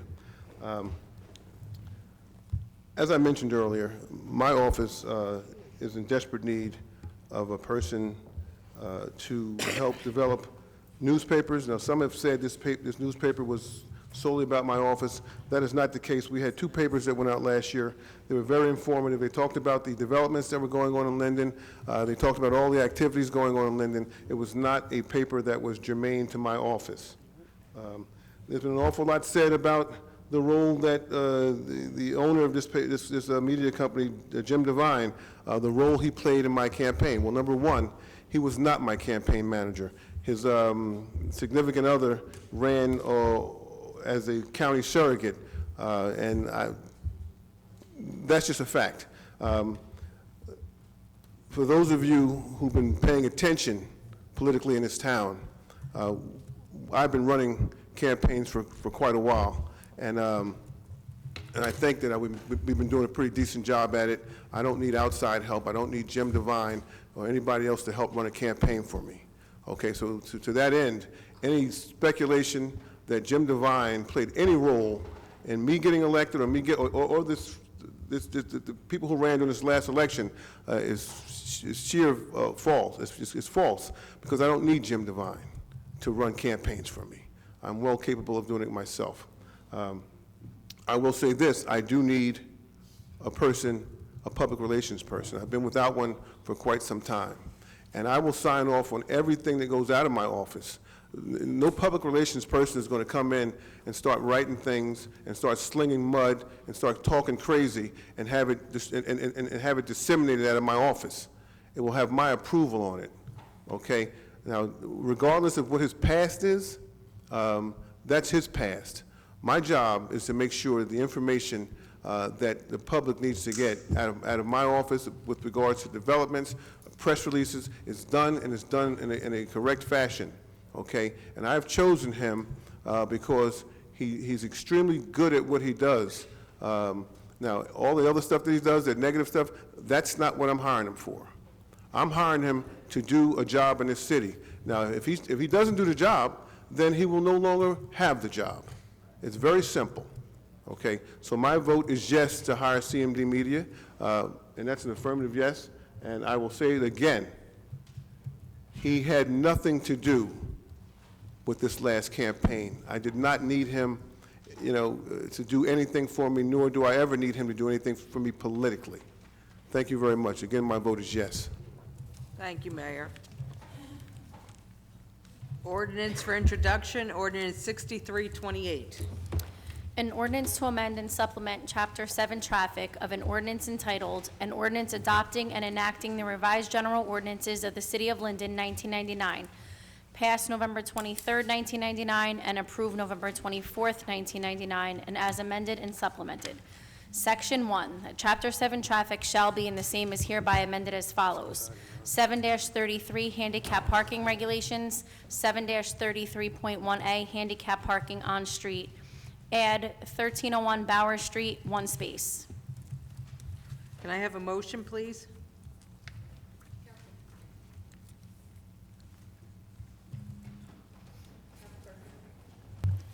Council President, I'd like to make a motion to introduce the ordinance and ask for a second, please. Mrs. Ormond? Yes. Mr. Javik? Brown? Yes. Mohammed? Yes. Cosby? Yes. Roman? Yes. Strano? Yes. Coates? Yes. Medina? Yes. Hickey? Yes. Mrs. Yamakaitis? Yes. Ordinance 6329. An ordinance to amend an ordinance entitled, An Ordinance Establishing a Schedule of Titles, Salary Ranges, and Regulations for Maintaining the Classification and Salary Standardization Plan of all employees of the City of Linden, passed August 15th, 1995, and approved August 16th, 1995. Add Schedule 4 and N6. Can I have a motion, please? Council President, I move that ordinance 6329 be introduced and request a second. Second. Mrs. Ormond? Yes. Mr. Javik? Brown? Yes. Mohammed? Yes. Cosby? Yes. Roman? Yes. Strano? Yes. Yes. Coates? Yes. Medina? Yes. Hickey? Yes. Mrs. Yamakaitis? Yes. Ordinance 6330. Bond ordinance providing an appropriation of $88,000 for citywide curb and sidewalk reconstruction and authorizing the issuance of $83,600 in bonds or notes for financing part of the appropriation. Can I have a motion, please? Council President, I move that ordinance number 6330 be introduced and request a second. Second. Mrs. Ormond? Yes. Mr. Javik? Yes. Brown? Yes. Mohammed? Yes. Cosby? Yes. Roman? Yes. Strano? Yes. Coates? Yes. Medina? Yes. Hickey? Yes. Mrs. Yamakaitis? Yes. Ordinance 6331. Bond ordinance Excuse me, authori- please turn off the cell phones. Please go. Okay. Bond ordinance authorizing various improvements and acquisitions of various items of capital equipment for the municipal garage and appropriating $230,000 therefore, and authorizing the issuance of $222,585 in bonds or notes for financing part of the cost. Can I have a motion, please? Council President, make a motion for the passage, introduction of ordinance 63-31 as per second. Second. Mrs. Ormond? Yes. Javik? Yes. Brown? Yes. Mohammed? Yes. Cosby? Yes. Roman? Yes. Strano? Yes. Coates? Yes. Medina? Yes. Hickey? Yes. Mrs. Yamakaitis? Yes. Ordinance 6332. Bond ordinance providing an appropriation of $1,238,600 for the acquisition of various items of capital equipment for the Department of Public Works and the issuance of $1,176,670 in bonds or notes of the city for financing part of the appropriation. Can I have a motion, please? Council President, I move 6332 for introduction and request a second. Second. Mrs. Ormond? Yes. Mr. Javik? Yes. Brown? Yes. Mohammed? Yes. Cosby? Yes. Roman? Yes. Strano? Yes. Coates? Yes. Medina? Yes. Hickey? Yes. Mrs. Yamakaitis? Yes. Ordinance 6333. An ordinance creating the position of parking enforcement officer. Can I have a motion, please, on this? Council President, I move ordinance number 63-33 for introduction and request a second. Second. Mrs. Ormond? Yes. Mr. Javik? Yes. Brown? Yes. Mohammed? Yes. Cosby? Yes. Roman? Yes. Strano? Yes. Coates? Yes. Medina? Yes. Hickey? Yes. Mrs. Yamakaitis? Yes. Ordinance 6334. An ordinance amending Chapter 7 Traffic, Section 20, entitled One-Way Streets. Add East Baltimore Avenue in the south direction from East St. George Avenue to Union Street, but remove Union Street between East Baltimore Avenue and John Street. Can I have a motion, please? Council President, I'd like to make a motion that we remove ordinance 6334 for further consideration. I'd ask for a second. Second. Mrs. Ormond? Can I make a comment first? Yes. As chair of the committee, I would strongly encourage us to hold off on this at least for another month before we go forward with this. I'm agreeing with Councilman Cosby. We need to really sit down and talk about this in detail. It is her ward. She's very familiar with the street, and I just feel as though she deserves the consideration to at least be brought into the conversation before we make this decision. Thank So you. I vote yes to pull it for a month. Mr. Javik? Yes. Brown? Yes. Mohammed? Yes. Cosby? Councilwoman gave me permission, Council President, to make a comment, to piggyback on that. We've never seen a traffic study done so quickly, right?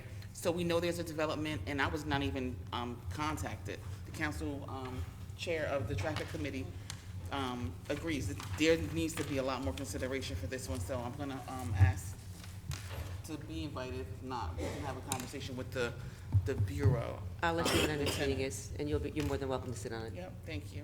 So what am I doing? Yes, okay. Roman? Aye. Strano? Yes. Coates? Yes. Medina? Yes. Hickey? Yes. Mrs. Yamakaitis? Yes. Okay. Comments from members of the public in attendance on city business only. Again, I remind everyone, this is a business meeting. No personal, political, or derogatory comments, not to exceed 5 minutes. Is there anyone that did not get a chance to sign in on the sign-in sheets? Okay. So scoot throw. Anyone else? Okay.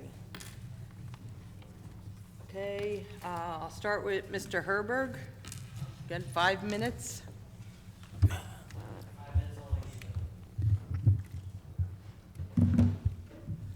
One second. Please here. state your name and address. Yep. 51 Westover, and I apologize, my name is Hans Herberg. Everybody knows who I am. So anyway, guys, I'm glad this evening is kind of going well, but we'll never know what happens. But anyway, about the statement I made earlier, in regards to Mr. Devine, Mr. Armstead, not trying to be disrespectful or anything like that. The only thing I question the man's, only question about his, his comments he made years ago. Hey, I don't accuse someone, based on what he does. It's just what's someone's action, what someone did years ago. That's the only statement I had, though. I'm not trying to disrespect the city council or anything like that, but just I was only concerned about that. But hey, if down the road, if you guys need help, let me know. But I think with the press release, hey, once a month, what if we do from each ward leaders, like, hey, what's message of the month from each leaders, even the chief, fire department, like, hey, if they got events going on, the outcomes. I think it'd be fair to get stories from everyone. Like, hey, what's going on in 10th ward? We read an article, or from the school, like for the sports team, like for the sports, hey, the baseball team just won the game. I think that'd be great, though, if we expand the articles and media stuff. Because I like to hear what's going on everyone, because I know everyone gets mad on social media, but hey, let's get an article, find out, like what's everyone up to, like how is everyone doing. I think that's fair enough to do. Also, let me see what else there is. Also, too, guys, I remember, I did mention about Mr. Roman for 244 from earlier today, but I'm not trying to, my question is, like, okay, there's a due process. Everyone's innocent until proven guilty. I really hope this case gets resolved matterly.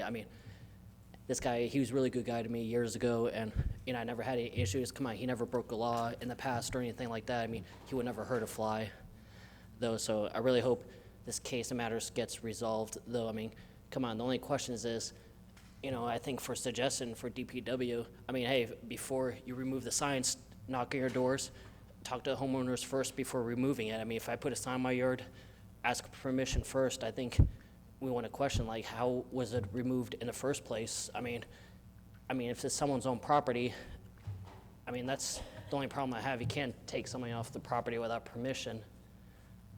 A couple years ago, someone stole a gate sign for my house, so we had contractors, and, was it trash week or something? Somebody wouldn't have picked it up and drove it off, but thank my door cam for that. I caught the guy. So I think there's a lot of ways we can improve the system. So I think with DPW, Mr. Dan, you got a lot of amazing staff that works on your department, but I think for suggestion down the road, before you move signs, I think the staff has to talk to the homeowners first and ask permission. Like, I don't know what really happened. I wasn't there, but I think it's fair to question everybody, what happened in the first place. Why is he questioning one man? We all want to know what really happened.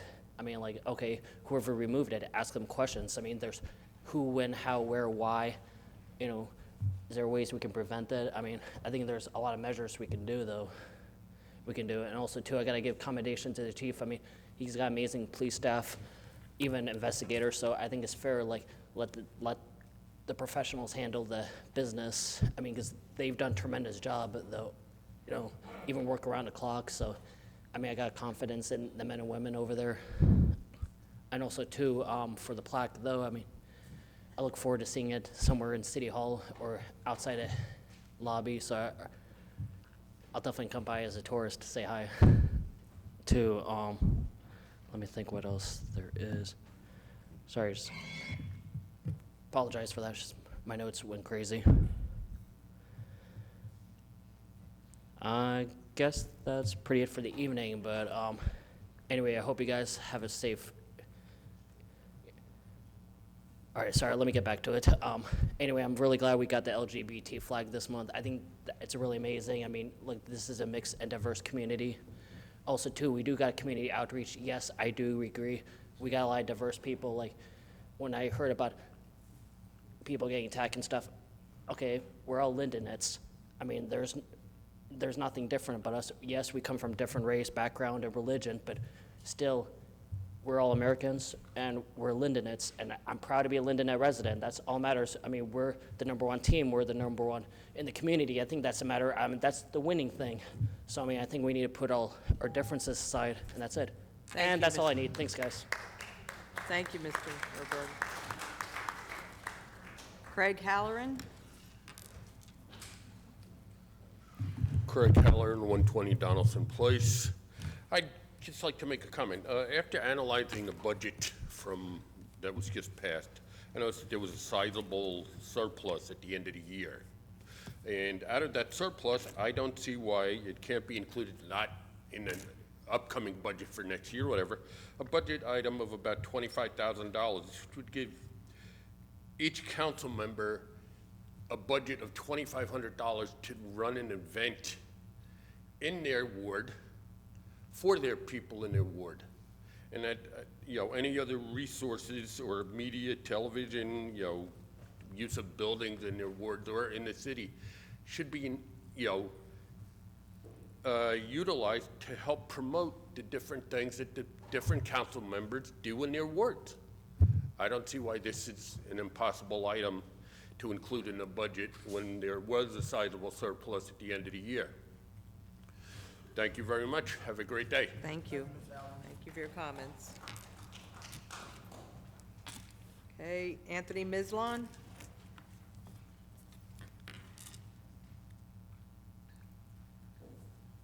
Please state your name and address.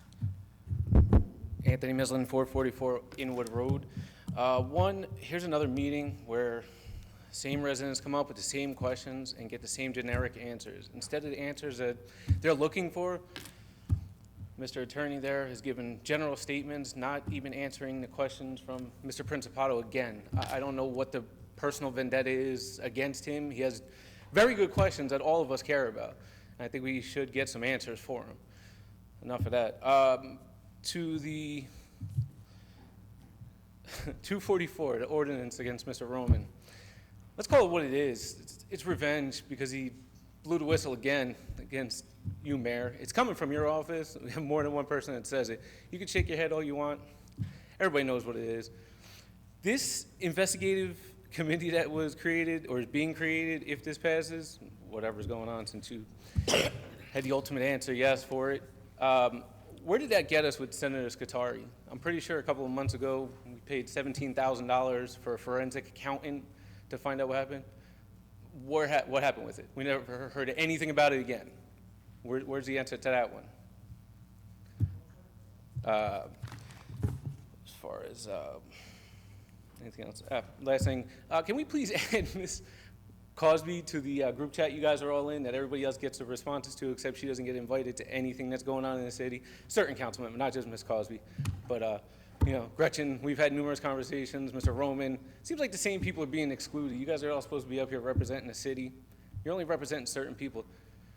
Just like Mr. Attorney there, I thought you were representing the city, but it doesn't seem that way, and I think pretty much everybody in the city sees it.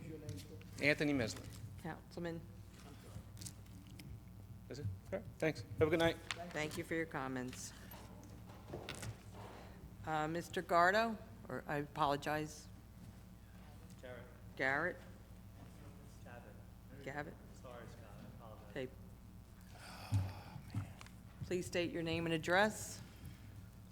Scott Gavitt, DeWitt Terrace. I am having a difficult time accepting the idea proposed by someone on the dais last month that the lack of decorum in these meetings is coming from those of us in the audience. This will be my third time speaking in a little over a year, and my message has been conveyed with respect and clarity. The message to knock it off, get over yourselves, and serve the citizens.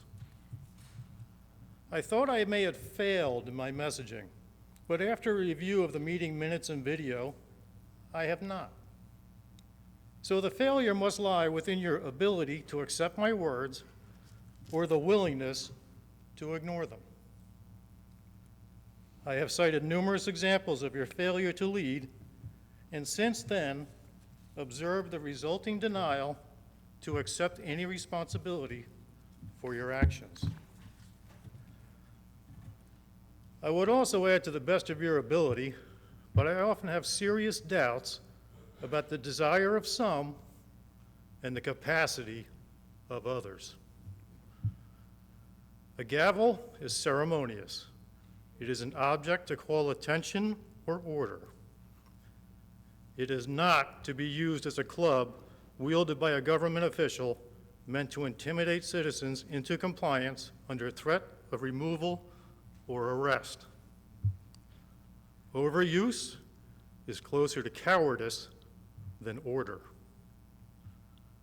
Calling out citizens by name and pictures is a sign of weakness, not strength.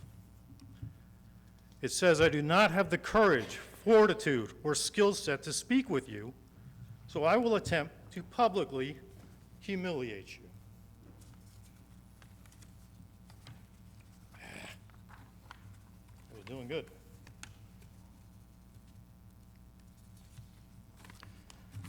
Does it seem odd to anyone that in the time we've had police officers here, that we've had 3 threatened removals and 1 physically escorted from the room? We didn't seem to have that issue before they arrived. So what happened? The impetus for police officers pulled off the road to attend these meetings was the result of a mischaracterization of a meme on social media. The meme that clearly implied that those in government, not the people, were committing a robbery with their actions. This has become the non-existent threat. These police officers need to be on the street. In order to serve the community, they need to be in the community. They are not pawns in the game of political chess. I am not a player or a power broker, nor am I a person of influence or authority. But what I am is not alone. I am not the only one who feels this way, but I am one to speak for those who may fear retaliation, for those who may not have found their voice, or those being told that they are nothing. My speaking is not theater, grandstanding, or showboating for the camera. I have never been here and spoken about policy, ordinances, or resolutions. I consistently speak about the same civility or lack thereof by you. When I spoke in March, I was one of 8 singing the same song. We used different lyrics and melodies, but the chorus was the same. Knock it off, get over yourselves, and serve the citizens. Different methods, techniques, words, or actions does not make any or all of us wrong. It does not make our words or time less valuable than yours. If you really want to shorten meeting times, give us less to talk about and not less time. As pointed out last month, you don't even follow the rules you made up. So why is someone escorted from the room by 2 police officers for exceeding his comment time, while members of council can drone on incessantly about nothing with impunity? The citizens of this city can Mr. and will Gavitt, be your time heard. is up. Thank you for your Our comments. rights as citizens do not stop as we walk through the gilded doors of this building.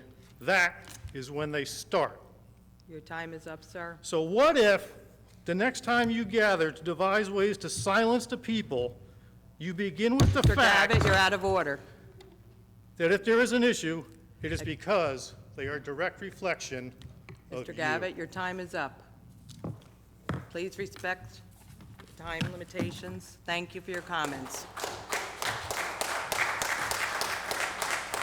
Mr. Principato. Again, I repeat, there is a 5-minute limitation. Mr. Principato? Excuse me, sir.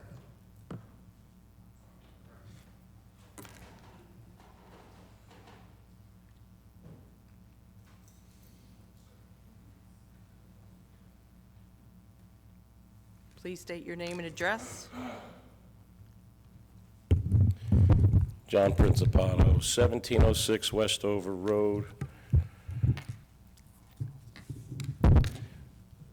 Earlier, I got up and I spoke about the $3,950 raise that was given to a gentleman that works in the mayor's office.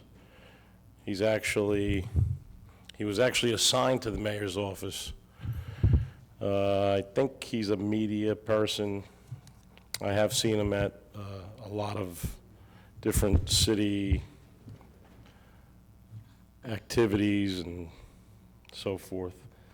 And he probably does a fantastic job. And this is not in any way an attack on him personally.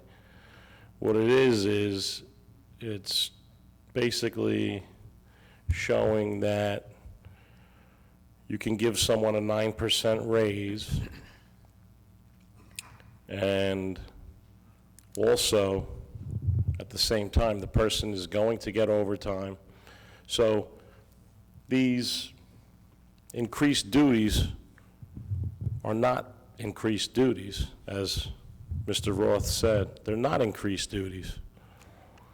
He's going to be compensated by overtime for all of the extra hours that Mr. Roth stated and gave me lip service about.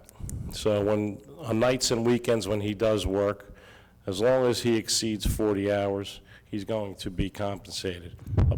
Above and beyond that $3,900 raise. Again, I'm not attacking the person. What I'm attacking is, or maybe highlighting, is what has been going on for the last few meetings that I've noticed. The mayor's secretary got a raise. All of the people under the mayor have gotten raises. And they say it's for increased duties, when in fact it's not. These are raises. Anything they do above and beyond their 40 hours of work, they get compensated for, whether it be in time or in money. Okay? I've seen it time and time again. Say what it is. Tell us what it is. Don't give us lip service, rhetoric, hot air. Because we have enough hot air flowing around the city. We don't need any more. Now, as far as the signs go, I got a phone call from a resident when I was running against the mayor, and he said that DPW guys took my signs. And you can debate this all you want, but maybe I'll have him come to the next meeting so he can tell you through his own words. The gentleman that took the signs got on the phone, handed the phone to this gentleman, and who was on the other line? Who do you think was on the other line? Does anybody want to take a guess? Anybody? Who? The mayor was on the other line.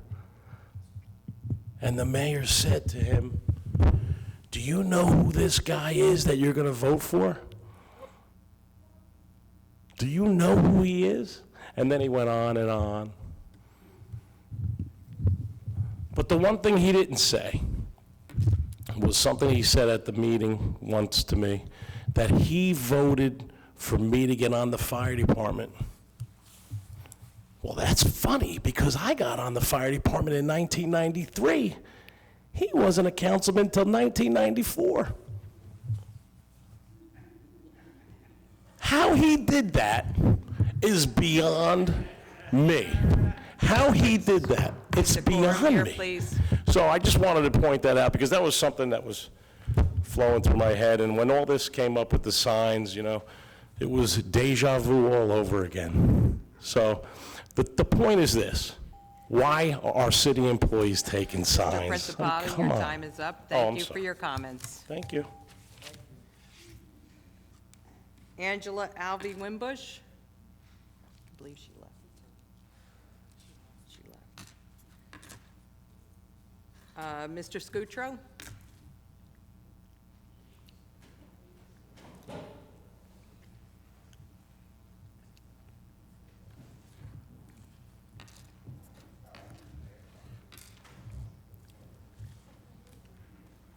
Please state your name and address. Okay, Robert Scutro, 53 Tennant Road. Council Can President, you last please state month- your address? Please state your address. I said 53 Tennant Road, Jimmy. Got it? Okay, last month I was here, I asked you, what are we... Can you hear me now? Okay, last month I asked you, what are we doing about the asbestos and with the schools? Anything happened so far? Please continue with your comments. Okay. Well, I've been doing my own investigation, and I see the I-team investigating is now investigating Mr. Roman jumping a fence. How come there's no I-team investigation about the release of the asbestos? I've been doing a lot of investigation. My file has tripled. I can tell you all city employees involved, who was part of it, and everything, all the questionable activity. Why don't we start, yes, your city attorney, Dan Antonelli, is involvement with it. How a man named Dennis from Tabardaclia was questioning him, how he's writing letters to him asking for the removal of the buildings that led to illegal asbestos removal. Okay, this is easily found. I happened to be up at the engineering reading all the letters from my Oprah request today, and his name's attached to a lot of letters. Why is the city attorney taking instructions from the builder and asking him to reply to him, transfer letters, having requests from the developer, and have him do that? Is this proper, that the attorney is doing what the developer requests that leads to illegal asbestos removal? Why isn't 1 through 12 doing anything about it, or the school board? Our kids were exposed to asbestos, but it seems nobody cares. I'm not political. I don't care about politics. I care about the children. But I see nobody doing nothing for our children, 1 through 12 or the school board. Why? Okay? I have all the documents. They're easily found. Go up to engineering. I had the pleasure of reading them all today, besides the Oprah request I got that tells all the buildings that were involved. Okay? I have them from the state. I've been Oprah requesting galore since I was here. My stack has doubled and tripled. Why doesn't anybody care? Nancy Colbus has them. She requested them. She got 1/3 of what I got. But I keep going to the right departments. Who has contacted Jim Vermich yet? Nobody. From what I understand, why not? The school needs to be cleaned. But it seems nobody cares about our children. Why? But we want to have Mr. Owen put in jail for jumping a fence. Maybe he was wrong, maybe he's right. That's up to Mr. Hart to figure out. But I think our children should come first, okay? Why is there an I-team investigation going on for this? Do you have an answer for me? Because I'm done. Thank you for your comments, Mr. Scutro. No answer? Thank you for your It comments. figures, because I guess our children don't count, okay? Henry Mack?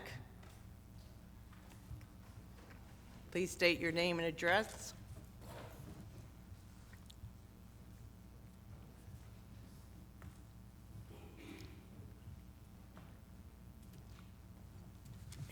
Henry Mack, presently addressed 1523 Burgett Avenue, Linden, New Jersey, previously 1304 Lincoln Street, Linden, New Jersey, under guidance of James Dunham Maybell to Lincoln Street, 1304. And has been so happy about that. I need to, President of the City Council with legal advice. Is the clock running? Yes, it is. Can you stop it? You don't stop the clock, Mr. Mack. Just please continue. I want to ask for 3 minutes because I can't You finish. have 5 minutes. I want 3 more. We don't give additional minutes, All right, thanks, sir. thanks. All right, thanks. All right, first and foremost, may it please the mayor, president of the city council, and members of council, I'm going to deal with this first, and I want to say to the mayor, I have a report for you. Michelle Yamatize, I have a report for you and members of council, chief of police, public work, directly from the peoples. The peoples told me to tell the chief of police in the city of Linden on Thursday, I think it was Thursday, we had a tragedy on Wood Avenue and Elizabeth Avenue. I ain't hear nothing about that. According to the emergency people, can you tell me their name, please? Give me their name. With the black and white trucks. OM, that's them. I want to give them a personal shout out. I want to tell them personally, on behalf of the chief and the chief staff of the police department, they did a fantastic job on Thursday because phone calls kept running to me. What the hell is going on Wood Avenue that we can't get up Elizabeth Avenue? I ain't heard nobody say anything about that. I want to also say to Public Work, on behalf of the peoples, they want to thank Public Work for the unique work that they're reporting to me. I'm so happy about that. Mayor, according to the peoples told me to tell you, they have sent flyers to you. They have sent invitations to you. And they told me you did not show up. They said the church sent you resume to come have a meeting with them about racism. You said that you didn't show up. The people said, I didn't say it now. I'm not on your calendar. I don't know. But the bottom line, according to Michelle Yamatize, the people told me to tell you that you's a good person. And I'm so happy to tell them. I said, I can say that because I know her family, Luke, and I know her mother. I know all those honorable people. See, Michelle Yamatize, you're doing the best you can with what you're working with.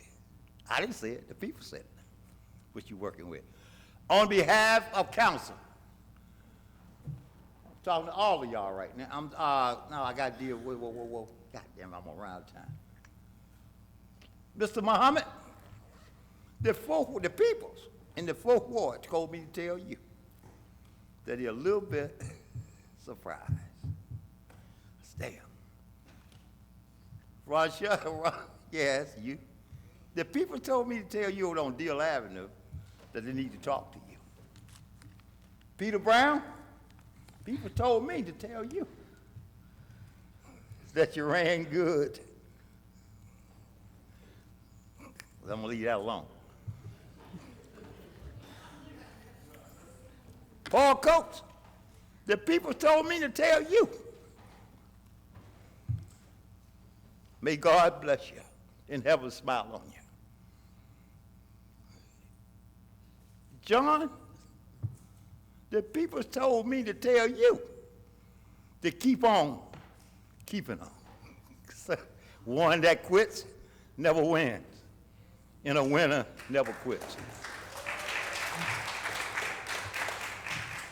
10th Ward, I was over there in your area too. The people told me to tell you that you're all right. You're all right. All right, so let's move right along, if you will, before they run me out of here. Damn, I only got 21 seconds? Damn, I know I couldn't finish it. No, Attorney at law, people told me to tell you, please put a little bit of pressure on the brakes, on your brakes, and take a look at the picture of humanity and the law. Thank you, Mr. Mack. See, I know y'all wasn't gonna let me. That's why I asked for the time before y'all threw me out the office.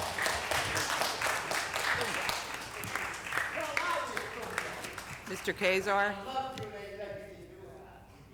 Okay. Okay. Can I have a motion to close the public comment section? I make a motion, Madam President, that we close the public portion. Second. Can I have a Mrs. roll- Ormond? Yes. Javik? Yes. Brown? Yes. Mohammed? Yes. Cosby? Yes. Said yes. Yes.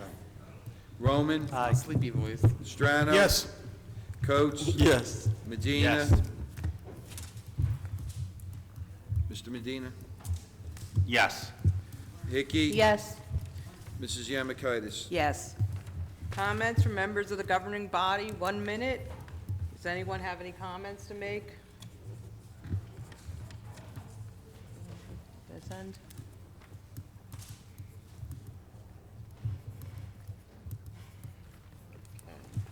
Okay, Miss, okay. Did you have anything? Okay, Mrs. Hickey? Thank you, Council President. I'm very, I don't know to be upset or to be mad this evening. For over 20, close to 25 years, I've worked at the Housing Authority in the and volunteered my time and energy in the city of Linden.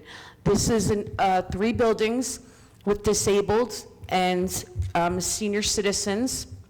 I have watched Ann Ferguson treat them all like her own family and give so much money to people who never had it.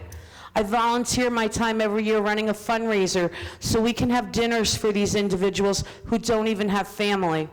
And when I sit up here with council members who are thieves, don't pay their taxes, are looking for power instead of passion for people, I say to my husband, it's time to start fixing up our house, because what we had in Linden isn't here anymore.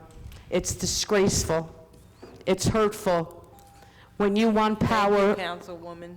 yeah, disgraceful. Okay, Councilman Strano? Council President, I just wanted to congratulate all of those candidates that ran. That's everybody. Win, lose, draw, whatever. A lot of people worked their tails off for both sides. I want to especially reach out to those people that worked their tails off for me and thank them personally. You know, they're their unsung heroes. You know, they're the ones that are volunteering their time. And I just want to say thank you. And just remind everybody that in the 7th Ward, if you want a tree or if you have a sidewalk that needs to be brought to my attention, reach out to my city email, which is rstrano@linden-nj.org, or my home phone, 908-862-5097, and leave a message if I'm not there. Thank you. Thank you, Councilman. Councilman Roman? Bradley is worth every penny, and he's underpaid, and he should be getting $3,500, whatever he's getting. Thank you to everyone. I'd like to point out that Peter abstained on the whole investigative committee thing, but yet he was allowed to orchestrate the whole thing in executive session when I got kicked out. Don't make sense there. Emails? Yeah. Councilman? Yeah, Dan, they're bad. These emails are bad. How have you not said anything about the asbestos when these are right here? FDR, the liberty of democracy is not safe if the people tolerate the growth of private power to a point where it comes stronger than the democratic state itself. That in essence is fascism, ownership of a government by an individual or by a group. We had to struggle with the old enemies of peace, business, financial monopolies, speculation, reckless banking, class antagonism, sectionalism, and war profiteering. They had begun to consider the government as a mere appendage of their own affairs. We now know that the government organized by the money is as dangerous as the government organized by the mob. Never before in all of history have Thank these you, forces Councilman. been so united against one candidate as they stand today. They're unanimous. They are unanimous in the hate for me, and I welcome their hate. Thank you, FDR. Councilman. Councilwoman Cosby? I just wanted to make clarification. The money that was raised and has always been raised on any political pact, the Democratic Committee, for example, is not public funds. So the money that's raised are all donations that people willingly give, and how it's spent for politics is intended to be spent for politics. So I just wanted to clarify that. And I want to just remind everyone that when I was on the Personnel Committee, we had a unanimous vote on council to get a 1-800 toll-free number that our treasurer's office worked really hard to get at a decent rate that was non-biased, and it would eliminate some of the drama that we hear now going on in the city. If there's an issue, an employee should have been able to make that call. However, when there were 6 votes to the other side, it was removed before it even got started. So I'm just going to say that. And also, I'm going to give this phone number. Pay attention. If you're interested in commercial leasing at the City Village, the Las Panosa is not the, can I just give the number? Give the number, Okay. Councilwoman. It's Miss Ali. Her number is 201-988-9149. They're pre-leasing. There's no need to have to go to the mayor's office. Go directly to the project. Thank you, Councilwoman. Thank you. Councilman Brown. Thank you. I wasn't going to talk about this, talk about it real quick. I'm not going to get in this back and forth. John wasn't in the meeting last night, had a half-an-hour meeting, talked to anybody here in the dais, executive session. No, I abstained because over the last year, since last year, the harassment by John Roman, which I expressed here. Now, with that being said, I'm not going to go back and forth. This whole thing, to pass the buck and blame me for this and him not even being there, this is, again, misinformation that's being put out there. He wasn't there. And you can ask members back here what my comments were. Second, real quick, what I really want to talk about real quickly is, again, for the second meeting or however long, we're not talking about our youth, seniors, and we have a homeless problem here in the city. I've heard more rhetoric about lawn signs. Signs don't vote, signs don't live, they don't breathe. People do. Everyone talks about, we want to talk about people. We've talked about signs up and down for the last 2 hours. Now, we talk about we don't advertise stuff. I'm wearing a shirt here, have a banner, have this, trying to advertise you, events, Councilman. but yet we're talking about all this other crap. Sorry. Thank you, Councilman. Councilwoman Ormond? Okay, good evening. I would just like to take a few moments to say thank you to someone who really has stepped up to the plate. Last June, we needed a campaign manager. His name was not Jim. His name was Danny. Danny stepped up to the plate last June. Danny came through first in November, and this year again in June, Danny was there. It was not Jim Devine, like some people seem to let you think. So I'd like for Danny, will you please stand up so the whole city of Linden can see who was our campaign manager? Danny Yamakaitis, thank you for all that you did for us. You worked hard, and you deserve to be recognized. You're a little bit taller than Jim. A little bit. But thank you, Danny, for all you did for Column C, for all you did for our team. We love you, and we appreciate what you did, and you need to be recognized. Thank you, Councilwoman. Councilman Mohammed? Yes, thank you, Council President. I just want to first, mentioning. Your mic. Yes, thank you. Garnett Blaine, that won the 8th Ward seat, and congratulations to Mr. Paul Coates, who will be soon leaving, but he fought a valiant fight. And also, I have to congratulate the great mayor of the city, who is now the chairperson of the Linden Democratic Party. I think that's a phenomenal thing. You know, some people in a democracy, not everybody's going to like you. And lastly, I have to say, Mr. Roman, Councilman Roman, John Francis Roman, Councilman, be assured that you will get a fair hearing before me.